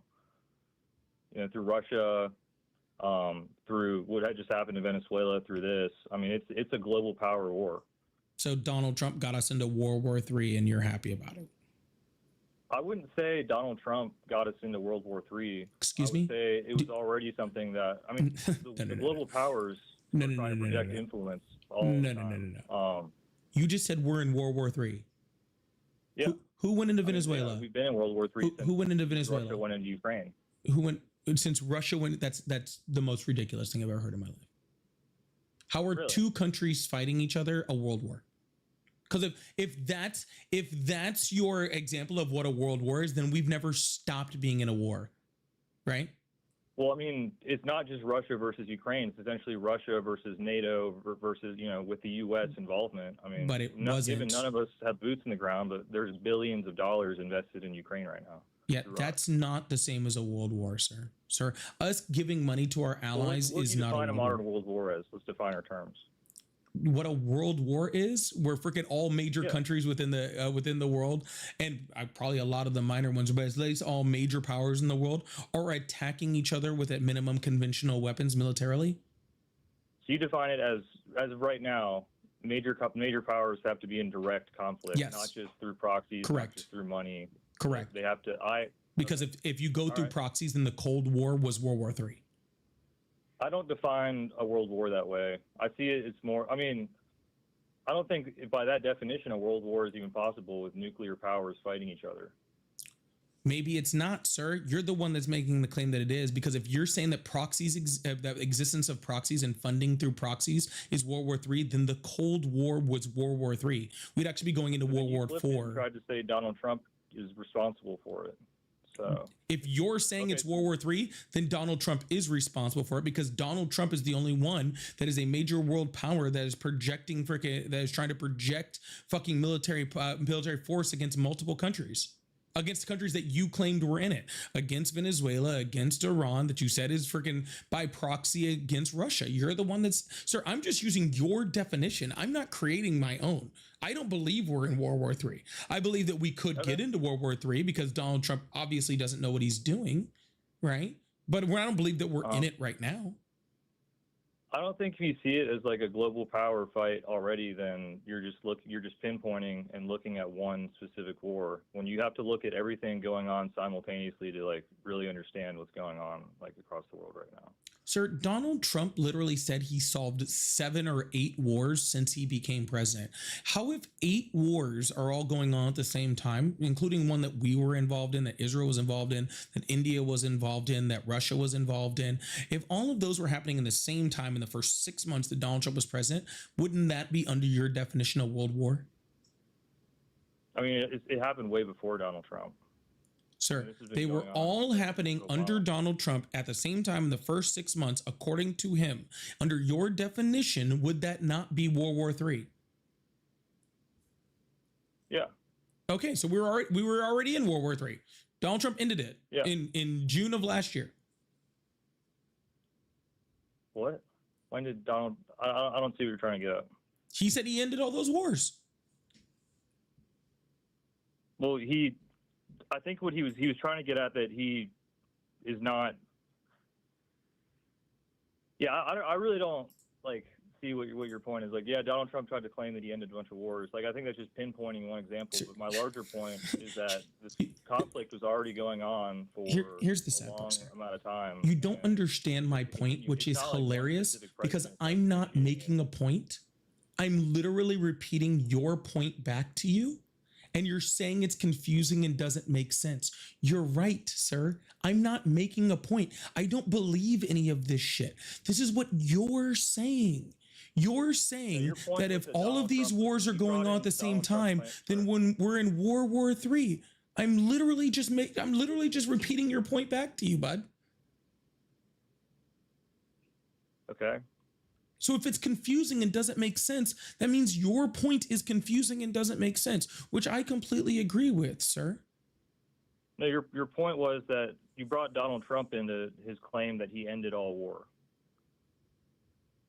Never mind. It's over your head. It's all good. Okay, we're just gonna leave it there for a second. All right, because I there's no point to explain to you if you don't get it. Okay, what I'm saying is, sir, is that okay. Yeah. Going in and stealing Maduro is not World War III. We don't have any boots on the ground. We're not freaking in some freaking fight, some war. We're not having all these troops dying. It's not World War III. Iran, where it has the ability to turn into a regional conflict, which would end up being World War III, or it has the ability to, right, if it turns into a more regional conflict, right, which it totally has the possibility to do, right, if freaking, the Gulf nations start getting involved and then freaking, or Russia getting militarily involved, and then it becomes a regional conflict, and that regional conflict can manifest its way into a world war, okay, where we have kinetic freaking military powers attacking each other, right, across the globe. That would completely make sense, right? Have you read reports that China is providing intelligence for Iranian targets? I know Russia is. Well, China is, from what I've seen, China is as well. I haven't read anything that China is, but it doesn't surprise me if they are. I know Russia is. So would you not?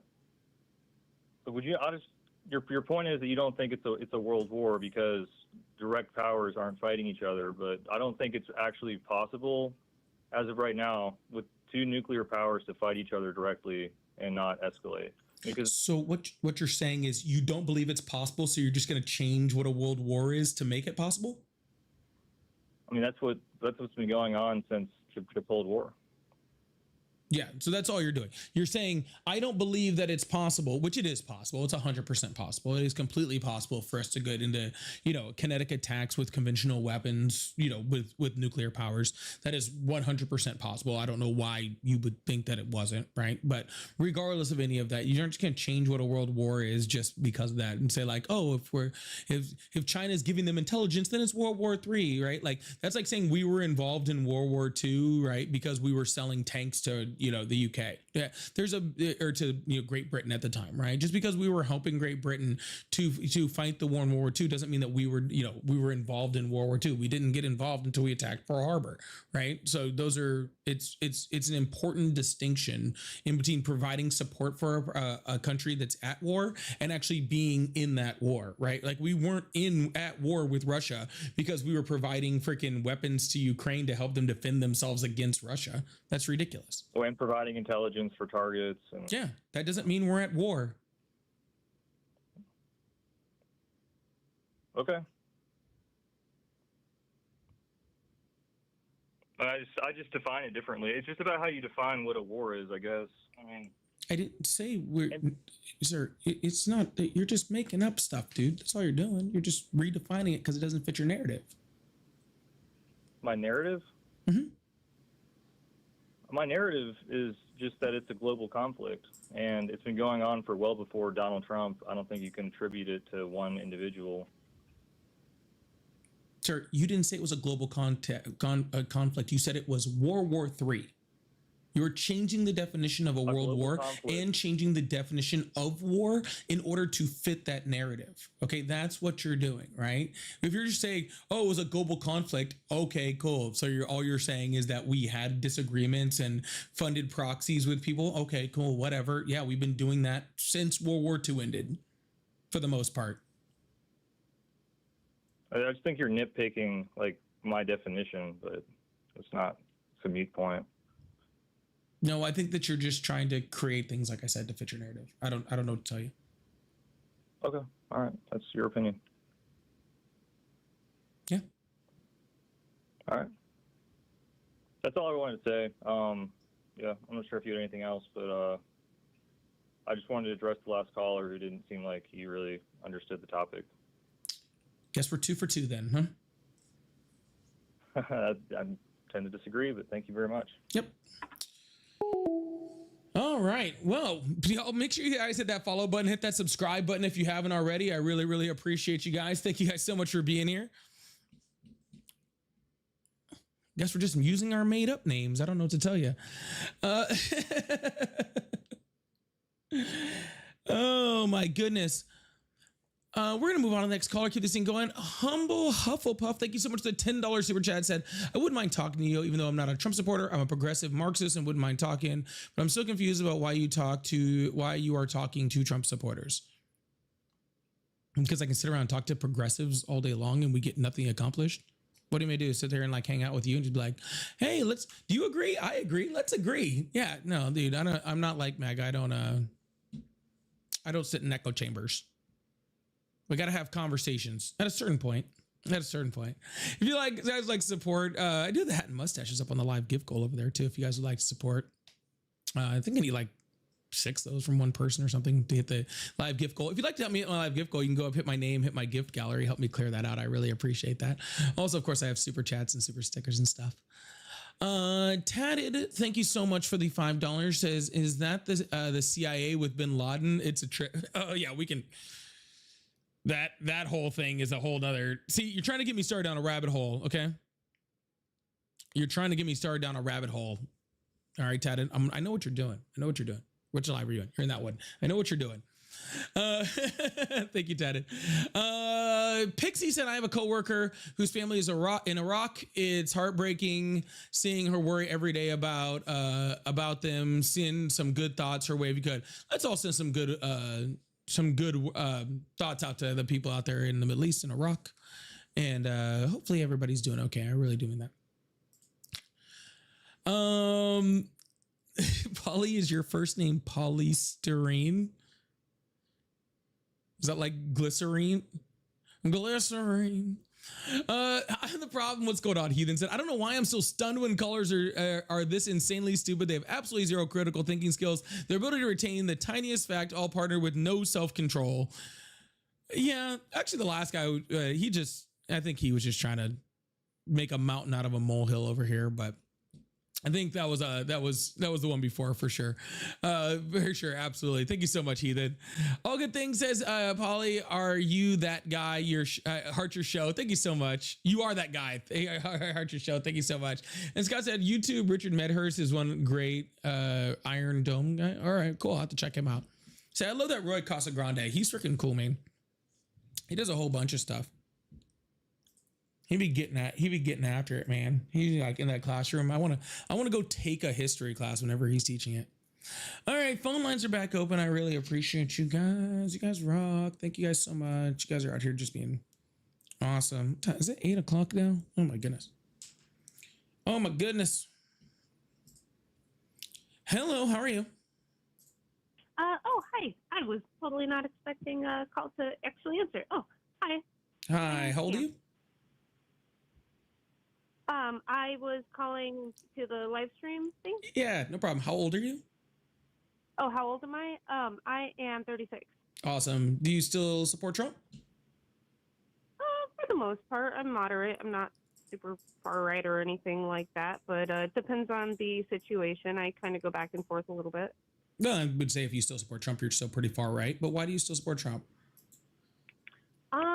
I feel like what he's doing right now kind of has needed to happen. I noticed you guys were mostly talking about Iran, but my question for you would be, what do you think would happen if we don't get involved and let them just kind of continue doing what they are? And obviously, yeah, there's been a lot of involvement so far. I feel like at this point, it's kind of got to clean up the mess that we made, and I absolutely agree that we made that mess. Yeah, we've done a lot of really messed up things over there, but unfortunately, there's like some major civil rights and humanitarian rights issues going on. And are we supposed to just kind of sit by and be like, oh, like, we went and screwed up your country, like you guys are just kind of screwed now? Like, should we not take out the bad guys and try to like fix our mistakes? There's horrible human rights violations going on in North Korea, and Donald Trump went up there and saluted the generals up there, shook his hand, started writing him letters. There's major human rights violations happening in Russia. Donald Trump not only, meets with Putin on U.S. military bases, but he repeats Russian propaganda. He invites Putin to be part of his peace board, right? He just had to postpone his meeting with Xi Jinping, just this week, and there's horrible human rights violations happening in China, especially to the Uyghur population out there, right? So should we attack all of those countries militarily also? Would it not be kind of a case of keep your friends close and your enemies closer? Like, try to keep more of an eye on them. And well, why wouldn't we have that same thought process when it comes to Iran then? With Iran, they are not willing to negotiate. They're not they've been slaughtering their own people, like over 30,000 people dead. All of those other countries have done the same thing, and none of them are negotiating with us either. What's the difference? Well, if they're not negotiating, then, if he's going and talking with them, then they're obviously having conversations with them at least, right? We were in negotiations with Iran when we attacked them. Sorry, I didn't catch that. What did you say? We were in negotiations with Iran when we attacked them. Both times we attacked them, actually. From what I've gathered from like other podcasters that I listen to, and I'm totally open to new information, by the way. Like and this is why I kind of called to get information from both sides. But from what I've gathered, it was more so kind of hit them when they're down type dealio before they get to the point where they have nuclear capabilities, kind of get them when they're at their weakest. And there were allegedly like talkings of them, threatening the U.S. And it's like, if you're going to threaten to kill us, we're going to kill you, and it's more of a terrorist we haven't gotten into like a both sides thing yet. This isn't like a both sides conversation because I'm not saying anything on the left-hand side of things. We're literally just talking about facts right now. The fact is that we were negotiating, right? Like that's just a fact, right? As far as hit them when they're down, that has nothing to do with anything that we're talking about, right? You're saying that they're committing human rights violations, so therefore we should attack them militarily. I'm asking you why we should attack them militarily when we don't attack any other country that's committing human rights violations, right? And the reason I'm asking you that is because the reason why we don't do that with those other countries is because we do diplomacy with those countries, right? We try to negotiate away. We try to make deals with those countries. We try to freaking limit the horrible things that they do, right? Especially from authoritarian regimes. And we try to limit it, right? In countries that don't abide by that, we cut them off diplomatically and we shut them off from the world, i.e. North Korea. That was exactly what we did under the Obama administration, where we where they weren't building a nuclear weapon. They weren't doing anything, all this stuff against America. They weren't doing all that stuff because we dealt with them diplomatically. What I'm saying is that nothing that you want to solve when it comes to Iran is fixed or will be fixed by this attack, right? Like there's nothing that's going to come from this that's going to be like, oh, well, now we're better, right? Because Iran wasn't attacking us with their conventional weapons, right? So taking out their conventional weapons doesn't help them be less of a threat, right? Unless we go full boots on the ground, there's zero chance of us taking out the regime. So they're still going to be in power, which means that their citizens are still going to be suppressed, and we're still going to have the human rights violations. And the final part of it is, is them funding their proxies, right? Which is really the big problem with Iran, right? Is them funding their proxies, but they're probably going to fund their proxies more when they know they don't have the ability to defend themselves as much, right? Because their proxies are going to act as their own military. And yes, I definitely understand that. I did hear today, however, there are going to be boots on the ground, but it's not going to be U.S. troops. And whose troops are going to be? I don't know if you heard anything about that, but I did hear something about one of the neighboring countries are, going to be putting boots on the ground. Which country would that be?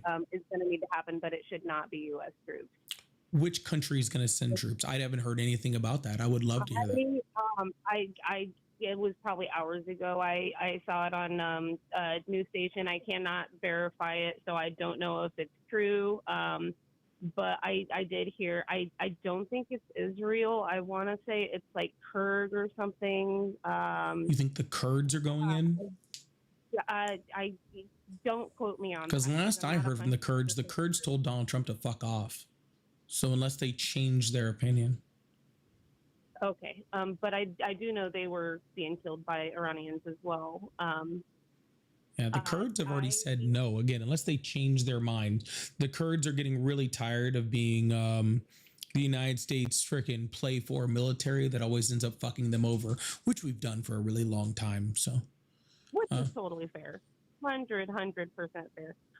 What I would like to get some knowledge on from your perspective is, what do you think would have happened if we had completely stayed out of everything, like altogether, and Iran kind of like built up their nuclear capacity, and the European countries over there are just kind of like letting them sort of just do their thing? Like, what do you see?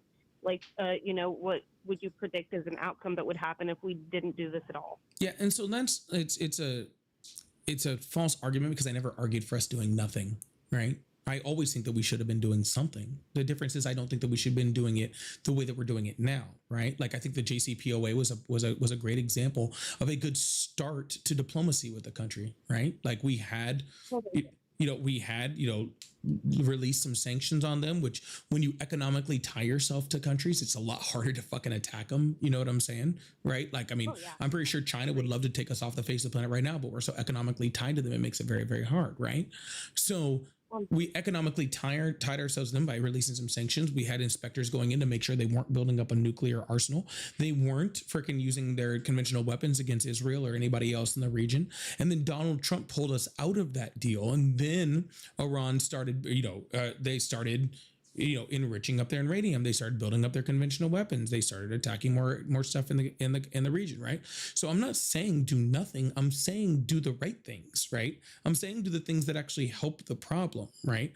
Not exacerbate the problem, not start forever wars, not put a bunch of troops in danger. Would that be more so like kind of like what you're talking about, like the path of diplomacy, talk to the leaders and things like that? Do you think that would have had a good outcome had that been, what was done?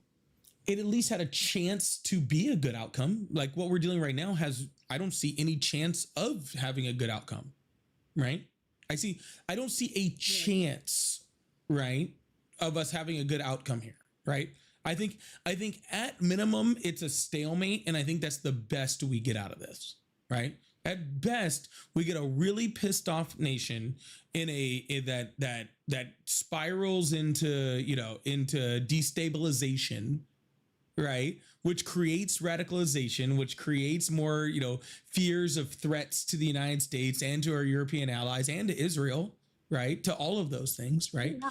So I think that's the best chance we have, is that we're going out killing everybody's parents and children, and that we just created a lot more Hezbollah. You know what I'm saying? Or a lot more freaking, a lot more terrorist groups in the region, right? And so, How do you feel about the Iranians that are like in support of what Trump is doing? yeah, those Iranians are not in Iran. So yeah, I'm sure that they're really happy. A lot of them are. They're just not coming out because they've been mass murdered in the streets for protesting. Right. Because they have no speech. Exactly. So first of all, how do you know what they're for if you can't talk to them because the internet is? What I'm saying is you don't know what I'm saying is you don't know how they feel because their internet's like shut down in the country, right? Now I can go ahead and say that 80% didn't support the regime, right? That's easy to say, but the regime's not gone, right? So, yeah. So wouldn't it be in that 80%'s best interest to take out the regime until we get someone that can actually lead the country into a path forward where that 80% wants it to go? Yeah. Do you think what we're doing is taking out the regime? The top people in it. I know there's going to be a whole bunch of underlings, but I know they did that big strike that took out a good solid chunk of them. Yeah, the regime is the whole government, right? It's not just the leaders. These regimes are actually built specifically in a way to survive. Surviving is the entire goal, right? So we can keep bombing their leaders all they want. There's just more leaders that are going to come up, right? And when there's more leaders that come up, I mean, like I'll give you a perfect example, right? We took out Khomeini. His son's now in power, right? His son is more radicalized and crazy than he was. Right. So we didn't improve. We went the other way. Right. And who's saying that the next one won't be worse? Right. So we're not in a situation where we're like, oh, like the regime's being taken out. I mean, even Trump and Hegseth aren't saying that. Well, sometimes it depends on what day you talk to them. Sometimes they say it's a regime change war. Sometimes they don't. Right. But we already had intelligence like that was already leaked that said the White House was briefed and said there was almost no chance that this attack was actually going to take out this regime. Right. And like, I will say that, right, if we're going to do all this bullshit, then we might as well take out the regime. Right. But I don't even know that we're doing that. Right. I mean, it doesn't even look like we're doing it. Right. Right. But I will say this, none of this is America first. Because like people are so afraid to go out into the streets and, Yeah, but none of this is America first. Donald Trump ran on America first. This is not America first. Donald Trump ran on no new wars. This is not no new wars, right? I 100% agree with that. I was not looking to get involved in any foreign bull crap. Sorry if I discuss it all, but any BS involving any other countries. Like I wasn't even happy about getting involved in Ukraine, Russia, or Israel, Palestine. I'm like, it's their business. Let them deal with it. However, I will say, Iran has been death to America, death to America, death to America. We needed to do something about the nukes. Like that just had to happen. We can't have them sitting there, threatening us constantly every day, killing Americans, and just sit back and do nothing. Because you say about the nukes. If you look back, I will say Trump absolutely televises it and memes it way more, which I don't agree with. I'm like, I know you should probably, but I will say it's kind of in the name of transparency because Biden did the same thing, Obama did the same thing, Bush did the same thing, and I remember all the way back to Bush, and I even remember Clinton, and they all did the same thing. They were what same thing? All had their fingers up in the Middle East butthole, and I don't agree with any of it. But at this point, it's like we went over there, shattered a bunch of glass, and we kind of need to go and sweep it up now. That's just kind of how I feel. First of all, I heard you say something on nukes. I want to readdress that in a second. But you think that we pick up the glass by dropping bombs? Because that's not how you pick up glass in a region. Sorry, that was probably a bad metaphor. Maybe pulling out the weeds, like we ripped out all the flowers and then a bunch of weeds grew, and we definitely have to kind of like just get it at the roots.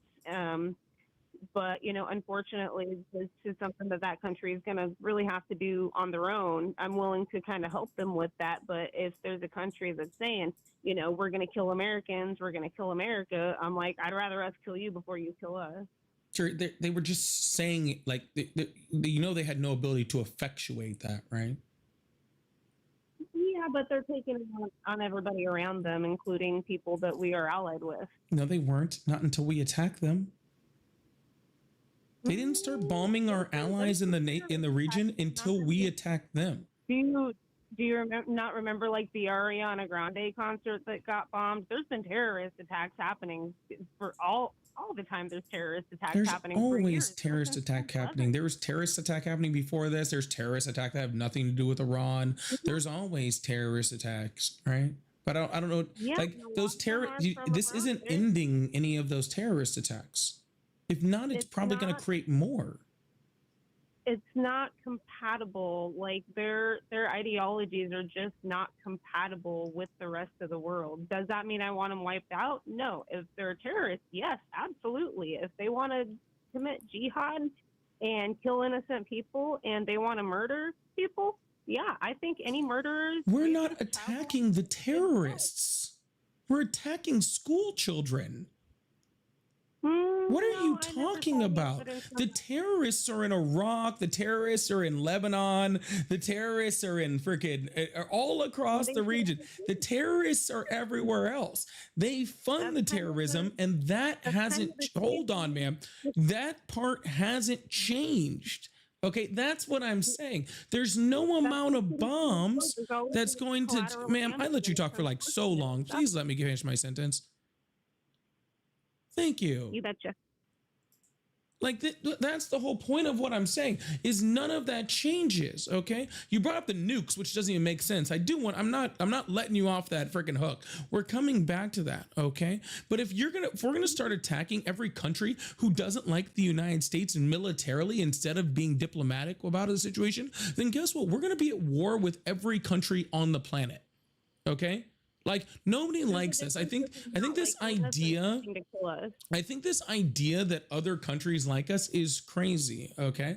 Let's also remember, like I said, the only reason the Islamists are in charge in Iran is because we put them there. Okay. We put them there, right? Because we were afraid of the communists. And now they're in charge and they're fucking a whole bunch of shit up because our involvement in Middle Eastern countries never works out well. That didn't work out well in Iraq, didn't work out well in Libya, didn't work out well in, well, I guess Libya doesn't count, but Afghanistan, anywhere in that region where we go in, we fuck it up, we don't make it better, right? Like we don't help the situation. And I just don't know why people think for some reason that this time is going to be the time that changes that, right? Like this time we're going to go in there and we're going to do a regime change and we're going to bomb stuff and we're going to do all of these things. And this time it's going to be better. Okay, like guess what? The people that are left in Iran, all right, that now are missing their fathers, their mothers, their children, their aunts, their uncles, their cousins, right? All the people with the guns, because we're not going to do a regime change. All of those people are still going to be chanting the exact same thing. They're going to hate us even more, right? They're going to, it's going to be even worse. I feel you, and that's the fear of mine too. How do you feel though about all of the? I feel like last time something like this happened, obviously, like early 2000s.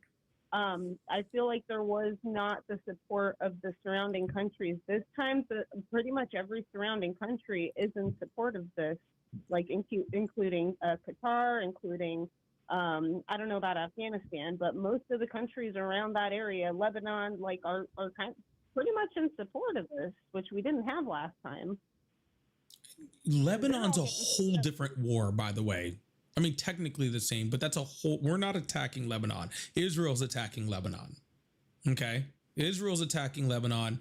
They're about to probably go boots in the ground in Lebanon, which is a whole different situation. Okay. Well, I didn't know about that. Can you expand on that? Yes, I can. But no, Saudi is like in negotiations with fucking Iran, right? Like UAE is in negotiations with Iran. They're all trying to just get Iran not to hate them because the US is launching military attacks from their countries. And so Iran is attacking them and they're trying to make sure that their oil can get moving because they actually care about the money, not about any of that other stuff, because Iran is disrupting things by attacking like UAE's freaking oil depots and freaking Dubai's airport and freaking stuff like that, right? So that's a whole other thing. They're not in support of it. They weren't given a fucking choice. Lebanon is a whole other thing because Israel is constantly trying to attack Lebanon because Hezbollah is based out of Lebanon, and Hezbollah decided to freaking attack Israel based off of this attack because Hezbollah is funded by Iran, and the Lebanese government is trying to stop Hezbollah so that they are trying to say they're stop Hezbollah. I don't know if they're actually doing it or not.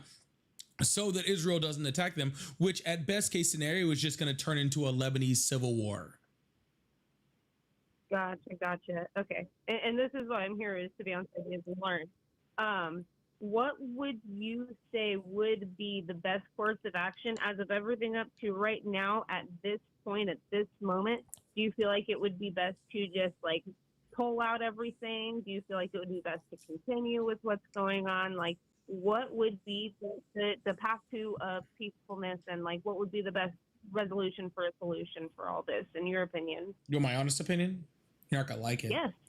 Yeah. That's okay, whether I like it or not. That's your opinion. Yeah, there isn't one.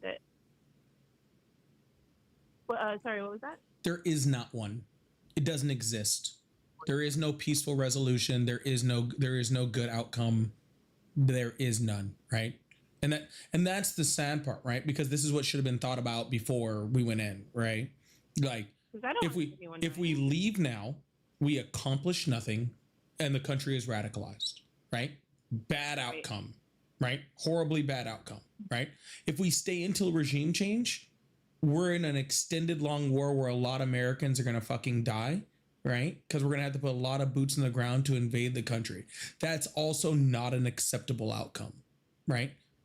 There's no scenario in here that's an acceptable outcome to me. So like I don't, that there is no good answer to the question, to be honest with you. The best case scenario, I guess, if you just want like the best case scenario is that Iran decides they want to negotiate and they put in some type of leader that is more sympathetic to Western ideology. But I think that is a very, very minute chance of that happening. I mean, like 1% of 1% of 1%, right? Like I just don't see, like, what's your preferable outcome? Like how do you think we win in this? I think like in a perfect world, right? In a perfect world, more moderate Iranians, like the people that I've met, because I've got several friends that are Iranian women who have been there and lived there and escaped the regime, that came to the U.S. and got their citizenship, and they go back and visit, and they don't anymore, but they've told me like a lot about there, so I know a little bit about it. And in a perfect world, the people that don't agree with the regime right now rise up, take over the buildings, do what they're doing in Cuba right now. Take over, and put themselves in power. Kind of. Well, this isn't a perfect world, and what you just said isn't going to happen. So what's the best outcome that's in reality? Well, preferably to not have anybody else die, but again, that's in a perfect world. Again, I need something in reality. What is your best outcome to reality? That's in reality, okay? Because the whole rise up thing, that's not reality, right? The IDRC is still in control. They still have all the guns. If they try to rise up, they're all going to get killed, okay? So that's not reality, right? So Cuba's a completely different thing. We've completely starved out Cuba. We've completely cut off their entire oil supply so that their power grid is completely gone off. And that place is probably just going to digress into some type of civil war, which is a whole other situation. This isn't Cuba. Okay. So we are currently bombing Iran. The son of the Ayatollah is now the new Ayatollah. He's in charge, right? The IDRC is still in power. What is your best case scenario? So I heard he's not even alive. Who'd you hear that from? Probably like 7 or 8 different YouTube videos. Okay. But not confirmed, so. Ma'am, I will let you know this. If he was not alive, okay, Israel would have told us very quickly if they could prove he wasn't alive, okay? We wouldn't have to guess about it. It would be all over every Israeli friggin' news site, and then backed up by every freaking, Middle Eastern website, and then backed up by the US. It would not take but 2 seconds for us to freaking get that information. So if you let me talk for a second, I was gonna say, like, I heard one report of he was in a coma, and one report of he was injured in the initial attack, and his leg was injured, and then another report that said his leg was amputated, but he was in a coma, and and then another one that said he wasn't alive. I don't know what to believe. So this is all just alleged, absolutely alleged. But to get back to your question, realistically, I think the two options are we either pull out or we stay there. And I know people are gonna definitely there's gonna be some casualties, and unfortunately that happens in war. If we stay there, if we pull out, I think it's gonna be a lot worse and more people will die. So not what I like to see, but what I think realistically is going to happen is they're gonna stay there, which I think at this point it's damned if you do, damned if you don't. But I think the best option is to stay there and try to, make this at least where it wasn't all for nothing. Gotcha. And how much time, money, and American life are you willing to accept for that? Me, it's not on me. I think any lives that are lost. No, you said that's your preferred outcome, is that we stay, make a whole thing, like stay there, do a full regime change, do, the whole 9 yards. How much time, money, and American life are you willing to accept for that? Well, let's see here. Lives, I'm not going to make a counter on that. However, I will say, with the amount that has been spent on this war so far, it's a lot less than the Somali fraud that has been going on in our own country. So if we hold all of the fraud, that actually would have funded this entire war, probably. That's not even close to fucking true. No. I do feel like there will be less lives lost if we stay there than there will be if we. All right, I'm shutting you up after that one. First of all, that's the dumbest comment I've ever heard in my entire fucking life. And I do this every day. Okay? I just want to make that very clear, that might be one of the stupidest things I've ever heard on this live. Okay? And I do this every day. Okay? Thought we were having a general conversation over here. Okay? This war is costing over $1 billion to $2 billion a fucking day.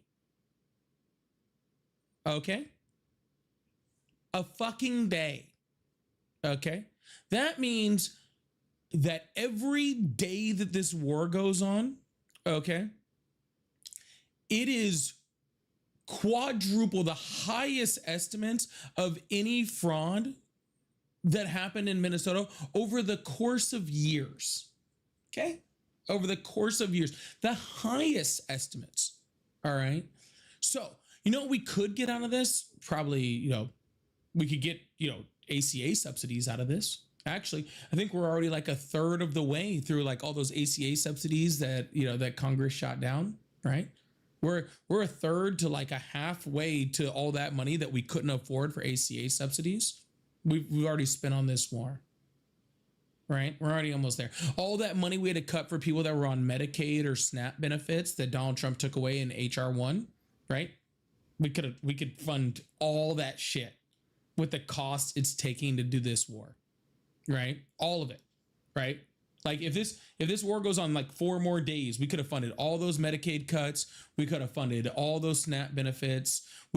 People are at line on, in lines for TSA at airports right now. We could have funded all of that shit, right? Fuck, for as much money as this thing costs, we could freaking provide probably school lunches for every child in the United States for free. I'm pretty sure at this fucking point. Okay. So you can miss me with the Somali fraud bullshit. Okay. Truthfully. All right. The fact that not only you're freaking wanting to bring that up instead of all the other things that are being taken away from American citizens, right? But that you want to prolong it so that it's more money and more time spent and more American soldiers' lives lost. Okay. To get fucking nothing out of it. That's fucking sad. Well, I see you were going for the gotcha moment. What would you have us do, though? I don't need a gotcha moment, ma'am. You are the gotcha moment. Second of all, I already answered that question. But what would you have us do? I'm going to put the same question back to you. Would I you have us already pull out, answered, or would you have ma'am. us I sit there? asked you the question after you had already asked it to me. What are you talking about? You asked me what I think we should do. I answered it, then asked you the same question, and you answered it. What are you talking about? We already went through this part of the conversation, ma'am. We've already done this part. Yeah, and you said there's no solution. You didn't give an actual answer. Yeah, the What's solution answer? was to have elected a president that was competent to begin with, so we didn't end up in this situation. That's the Okay, answer. well, coulda, The shoulda. answer It's is we could have no put in Kamala Harris, okay, who wouldn't have put us in this fucking war, right? So that we wouldn't have had to figure out how the fuck we were going to get out of it. That would have been the best. That would have been the best answer, okay? But you know, she laughed funny, so we didn't get that. I'm saying right now, going forward, stay or go. Simple answer. Stay or go. What would you have us do if you were the supreme leader of whatever the fuck country? I don't care which. But if it was your decision on to stay or go, what would it be? I would have. I'm not answering that question because if I was the supreme leader, we never would have been in this. I actually had the balls to answer it, and you don't have the balls. Congratulations, to answer it. you're the one that's up here that's freaking trying to be a moderate and halfway support Trump. I'm not. Okay. I'm not gonna say what I prefer of the bad options that Donald Trump created for us. Yeah, I'm not going to sit here and try to pretend like I'm gonna make an answer, okay, between the two bad things that Donald Trump has allowed us to put in there. This is Donald Trump's fault. He put us in this shit, okay? He can figure out how to get us the fuck out. It's not my job, and I'm not answering that question. So you're trusting him to figure it out then? No, I'm trusting that he won't. Okay. Well, if you don't want him to succeed, which would screw America. Again, if I the way to fix it would have never been to be in it, and he already fucked it up. What I'm saying is he's already gone too far. For that now, Yeah. we're already past that. I'm talking present. We can't go back and change the past. Oh yeah, if I could. Man, I could have done so many things in life. Yeah, Like not ended up talking to you. And just this is why we have to learn from history, which is what you said in the beginning, which I agree with. if we had learned from history again, we wouldn't have elected Donald Trump. But you're trying to sit here and make me make a decision on something when I gave an answer in a perfect world, and you're like, no, that doesn't count. But yet you want to backtrack and be like, I'm not going to give an answer. So that's kind of a pussy move, in my opinion. I gave an answer. You didn't give an answer, so that's on you, bro. I am 100% okay with that. Okay, that doesn't bother me in the slightest. Okay, I have outlined to you that there is literally zero good answer from this point on. And I'm not going to freaking sit here and try to pretend and make up some shit, okay, to appease you. Hey, answer as an answer because I'm a nice person like that, and I'm not trying to argue with you. I'm just ma'am, trying you to get can be information nice and wrong. That's okay. You don't. There is no qualification. Nice and wrong are on two different scales completely. Okay, I've already detailed that there is no right answer because we're already fucked.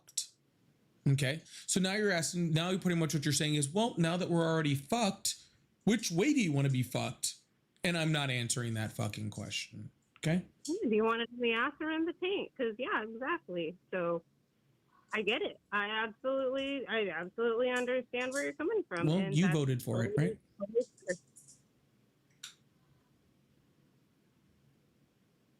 The reason you need to answer this question and I don't is because I don't vote for it. I don't support it. You came up here and said that you supported Donald Trump, and you're the one who came up here telling me and defending Donald Trump's actions in Iran. You were the one doing all of that stuff. I haven't done any of that stuff. You were the one that was defending Donald Trump's actions, freaking justifying the reasoning for it and justifying your support of Donald Trump. You were the one doing it. So now you can tell me what the hell he's going to do to get us out of it, right?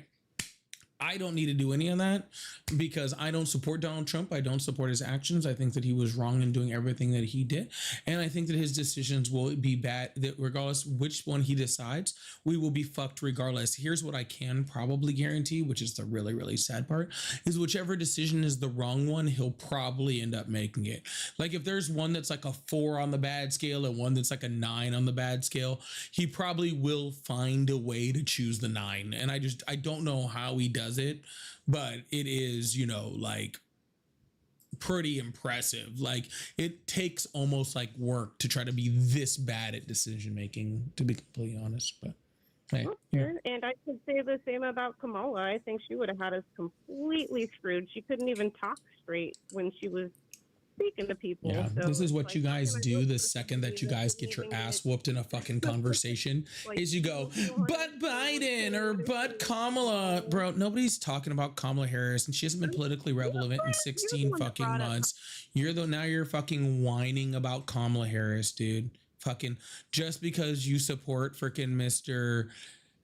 I can't pronounce words leaning up against fucking podiums, fucking walking around like a Zumba and my skin is falling off, fucking Donald Trump. Whenever you guys lose, it's always the same fucking thing, dude. It's but Biden, but Kamala, but this, but that. How about but you voted poorly and but you're bad at making decisions and but you're bad at picking leaders? Okay. And but you created this entire fucking situation and but this is your fucking problem. So but you should be paying attention to all the shit you're going on because but you don't know how to fucking pick presidents correctly. Okay. And then maybe next time you pick better. I love all of this. That's fine. All right, cool. Well, I'm going to move on to the next caller because we're not talking about anything anymore. Absolutely blessed day. Thank you so much for the conversation, and I appreciate you. Have a good one. You too. It's always the same thing, dude. As soon as we get to that point, it's always Biden. Shut the fuck up, dude. Anyways, y'all, make sure you guys hit that follow button, hit that subscribe button if you haven't already. I really, really appreciate you guys. Thank you so much. We're looking for 7 more of these hand hearts over here. If you guys would like to help me clear off this live gift goal over here, I really appreciate it. I said hand hearts. I meant hat and mustaches. Got a little brain stuff going on there. If you'd like to help me clear that off, I really appreciate that. And Ryan, thank you so much for the Galaxy. That was one of those freaking gift gallery gifts too. Thank you so much, Ryan. I appreciate that. If you'd like to support the live, I do have Cash App, Venmo, PayPal. They're all at Polypolitics, just like my name. I also have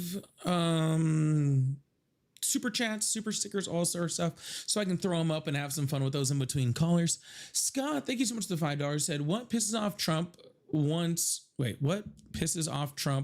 others to enter and they're saying no thanks? Does he not about entering World War II after? Scott, this is gibberish. I have no idea what you're saying. Scott, I love you. I have no idea what this message says. Okay. No clue. Love you, man. Truly. I do. Love you. I have no idea what this says. You got me on this one, bud. Shush, thank you so much for the envelope. I appreciate that. Violet, Nicole, thank you so much too. Beat, thank you so much for the $5 super chat. Said, oh my God, I solved it. MAGA never learned cause and effect. Yeah, 100%. Scott says, I said one SC tonight. Who knows? Maybe it's love. Maybe. Maybe it's not. Scott, also get big W's in chat for Scott. Scott is freaking supporting the live hella huge today. So big W's for Scott, even though I couldn't understand that other one. So my brother called anti-USA. I told anti-asshole. Am I an asshole? I'm USA, right? I thought oil electric cars are the dumbest. I think now with all this war going on, I think we need electric cars more than anything, to be completely honest with you. Oh my God, you guys cleared those hand hearts too. Thank you guys, or the hat and mustaches. Thank you guys so much. Really appreciate that. Yeah, we really needed those electric cars now with all this oil stuff. If only we could have predicted this, that oil wasn't going to be readily available after a certain amount of time. Crazy nuts. Thank you so much, Scott. Peeps, thank you so much for the Lucky Clover too. And Francesca, thank you so much for the gifted membership. We do have memberships available, super fans available if you'd like to support, or you can gift any of those. I really appreciate that. Thank you so much. Do I got time for one more? I got time for one more. Can we get this thing up to, I don't know how many likes we're at over here. We're not even up to 200,000. Can we at least get this thing up to 250,000 over here? I really appreciate that. If you'd like support, again, I have super chats, super stickers, pay links in the bio. Yeah, they're all at Polypolitics for all the pay link ones. So I really appreciate that. And if you'd like to support over on TikTok with the gifting over there, I do have the gift gallery too. So if you'd like to support, thank you for that. You can go up, hit my name, hit my gift gallery over there, and help support in one way or another over there too. So I really appreciate that. You guys rock. Thank you guys so much. You guys are awesome. And Delissa, thank you so much for the $10 also over here. Let me turn on the phone lines too. Sorry. I said, America's fucked because MAGA didn't pay attention to history and voted dump truck for president. We are all paying for this mistake fuck up. Yes, we are. Yes, we absolutely fucking are. Thank you so much, Delissa. I really appreciate that. And again, if you didn't hear me earlier, I thank you for the one yesterday because I know I didn't mention it on live. So thank you so much. I really appreciate that also. Francesca, also thank you for the gifted membership. Thank you so much. Hello, how are you? How we doing? Doing great. How old are you? All right. So I randomly just came How old are you? Your live, and might I say? Hello, sir. Are you there? Can you hear me? Oh. Can you hear me, sir? Yes. How old are you? 36. Awesome. Do you still support Trump? I do. Awesome. Now continue with whatever you're saying. Appreciate you. Okay. Thank you, Francesca. I randomly came across your live, of course, and I do agree that you make some valid points. But would you agree that just in a regular person's life, that when you have a goal or some type of accomplishment that you're trying to reach, it takes a bit of time, correct? Yeah, of course. Do you agree that in this generation that things, especially with electronics, people want things immediately, correct? Is that right? Yeah, what's your point?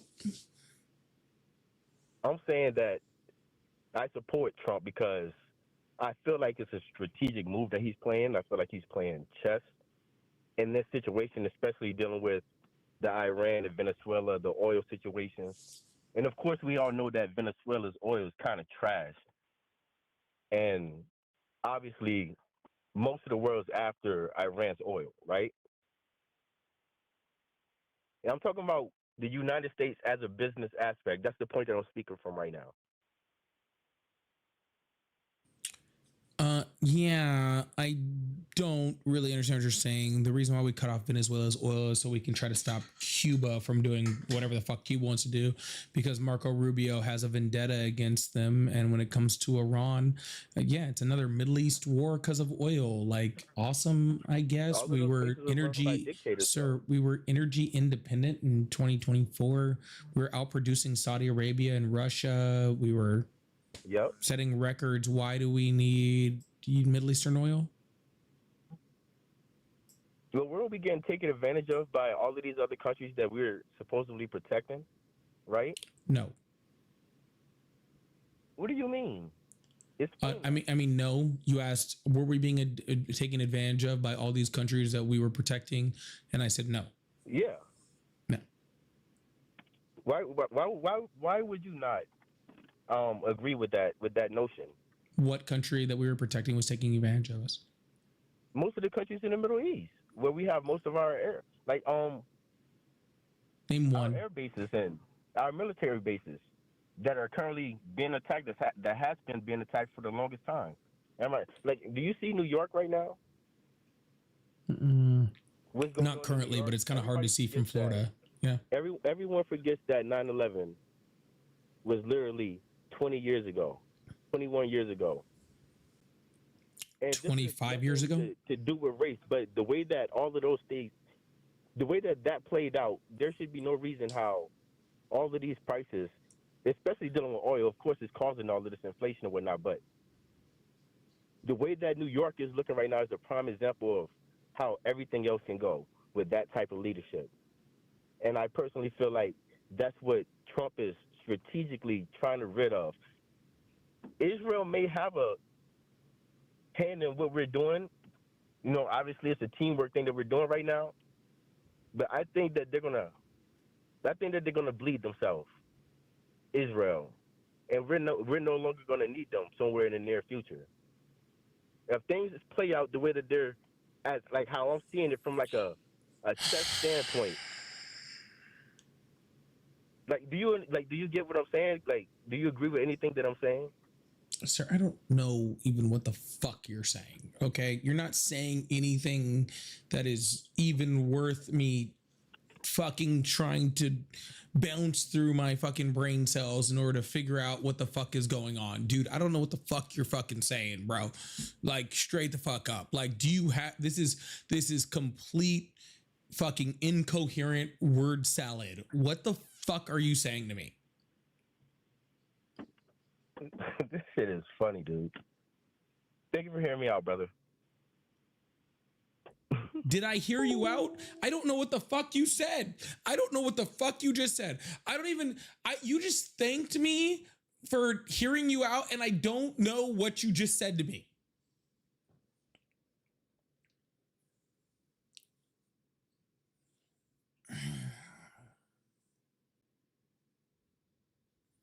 I don't know what he said.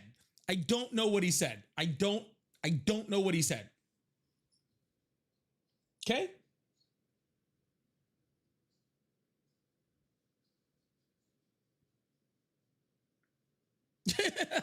I have no clue. Okay? Oh my goodness. Sorry. I'm good. You're good. We're all good. All right? We're all good. Everything is great. Everything is awesome. Everything is awesome. Everything is awesome. B, thank you so much for the $5 super chat. Said, but Biden was the best, worst president, the best president, really. He did everything, never thought I couldn't really do. Is that a quote from Donald Trump? Or was that a quote from that last caller? I'm not even sure. I can't tell the difference. That's the sad part, Beat. Thank you so much. Hello, how are you? Hello? Hi, how old are you? 20. Awesome. Real quick before, do you still support Trump? Yeah, what about it? All right, awesome. Tara, thank you so much for the $50. I really, really appreciate that. Thank you so much over on Venmo. I really appreciate that. Said, I will never understand women who support this man and his regime ever. Thanks, Polly, for as always for all you do. Huge W's in the chat for Tara. Can we get to the point yet now? Yeah, the point is shut the fuck up while you're on my live until you're spoken to, okay? All right, cool. Big W's in the chat for Tara for the huge $50 over on Venmo. I really, really appreciate that. That is absolutely huge. Thank you so much, Tara. Big W's in the chat for Tara. Awesome. Thank you so much. Fucking toe up while I'm talking to people on my live. Like you go here. Who the fuck are you? I should just hang up on your ass for interrupting me. Hello, you there? Oh, there you are. That's good. Yeah, I'm already annoyed with you, okay? So, bye. Yeah, that was already 2 annoyances in a matter of like 5 seconds of him actually being on the call. So I'll just move on. It's not a big deal. Yeah, truthfully, it's not a big deal. I told you to go away! I just wanted to yell at him. That was all.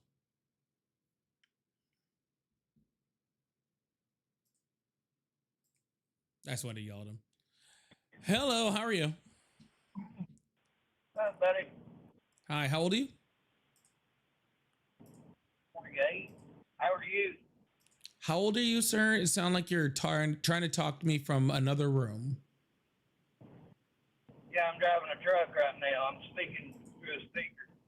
Well, I really appreciate you out there driving those trucks. I think that is super important for America, for truck drivers to move. Unfortunately, I can't fucking hear you, so that doesn't really help the situation, okay? Be safe out there, though, all right? Be safe. Really appreciate truckers. W's for truckers, okay? That doesn't change the fact that it sounds like I'm talking to you through fucking something. I don't even know. You guys want a train fact? We're going to have a train fact. Y'all, make sure you guys hit that follow button, hit that subscribe button if you haven't already. I really appreciate you guys. Thank you so much. We got Dave in with a train fact. We're going to have too long of a train fact today, but we can get a train fact in. How you doing, Dave? I'm doing good, man. How are you? I'm doing awesome. What's the train fact for the day, man? So the London and Northeastern Railway had a class of express locomotives called the A1. All but 7 of these were named after racehorses. Some of these very interesting racehorse names was number 2560, Pretty Polly, number 2566, Lattice, number 2579, 4479, Robert the Devil, and 4477, Gay Crusader. That is a real locomotive that existed. Oh, well, all of those are great. You said one was called Pretty Polly? Yes. Crud, I had the road number of it. But yes, it was called Pretty Polly. It was built in 1924 and sadly scrapped in 1963. 1924, you said it was built? Yes, I believe so. Give me wonder if I one can get a second. picture of it. Ooh. Yes, number 2560, Pretty Polly. Oh my built God, in it's April Thomas the Tank Engine. 1925 and then scrapped in 1963. It's Thomas the Tank Engine. I mean, that's what it looks like to me because I'm dumb. Oh. If I can find a photo of the darn thing. No, I'll, really, like right here, it says like in some type of wiki thing or whatever. Oh, Locomotive Wiki? Yeah. Yeah. It says. Oh, I've got the wrong locomotive pulled up. I've got 2506 Salmon Trout. It said something about Thomas the Tank Engine on here. Oh, the LNER A1s were the basis for Gordon the Big Engine from Thomas and Friends. All right, I'm throwing it up on the screen for y'all. This is Pretty Polly. We got it. We got it up. Yeah. 2560. Then, yep, right there. Yes. And then I'll post a photo of this one in your Discord server if I could find it. But there was a locomotive that worked at the Denoric Slate Quarry that was literally called Holy War. That's awesome too. Yeah. The London and Northeastern Railway had some interesting names for their locomotives, and so did the Denoric and Penryn quarries. Sounds like they're naming their trains after like B-list metal bands. Like that's what it sounds like to me. Like they're naming after B-list, which I'm totally for. I'm totally for. Yeah. Yeah, I think I'm gonna save the picture of Pretty Polly. I might use that in I don't know, like a future thumbnail or something. We gotta incorporate Pretty Polly the train into some type of image art over amazing. Here. Sadly, I can't find a name of it, but there was a British Railway Class 47, which was a diesel locomotive originally designed in the late 1960s, named Huggy Bear. That's cute too. That's super cute. Yeah. Yeah, absolutely. Absolutely. Well, thank you so much, Dave. I think that we got all the cool like train names, and I got a train. I'm going to say I was named after the train. And anyone asked me where Polypolitics came from, I'm just going to tell them I was named after the train, even though I just heard about the train right now. Oh, yeah. I'm just going to lie. If I find more funny train names, I'll put them in your Discord server. But so far, nothing can top Pretty Polly and Holy War in my eyes. Nope. I think those two win. Well, thank you so much, Dave, for the train fact of the day, and I really, really appreciate you, brother. Yeah, have a good one and have a good stream, man. You too, man. Big W's in the chat for Dave, the train guy. And an extra little W in there for Christine, who sent the train over there as the train gift during the train for the Pretty Polly up there. So huge W's in chat for Dave the Train Guy. If you guys are new to the channel, Dave the Train Guy does make some appearances, especially towards the end of lives when we get slow in lives. Dave the Train Guy comes up and tells us just the coolest train facts. He really does. I've learned so much about trains from Dave the Train Guy. He is absolutely awesome.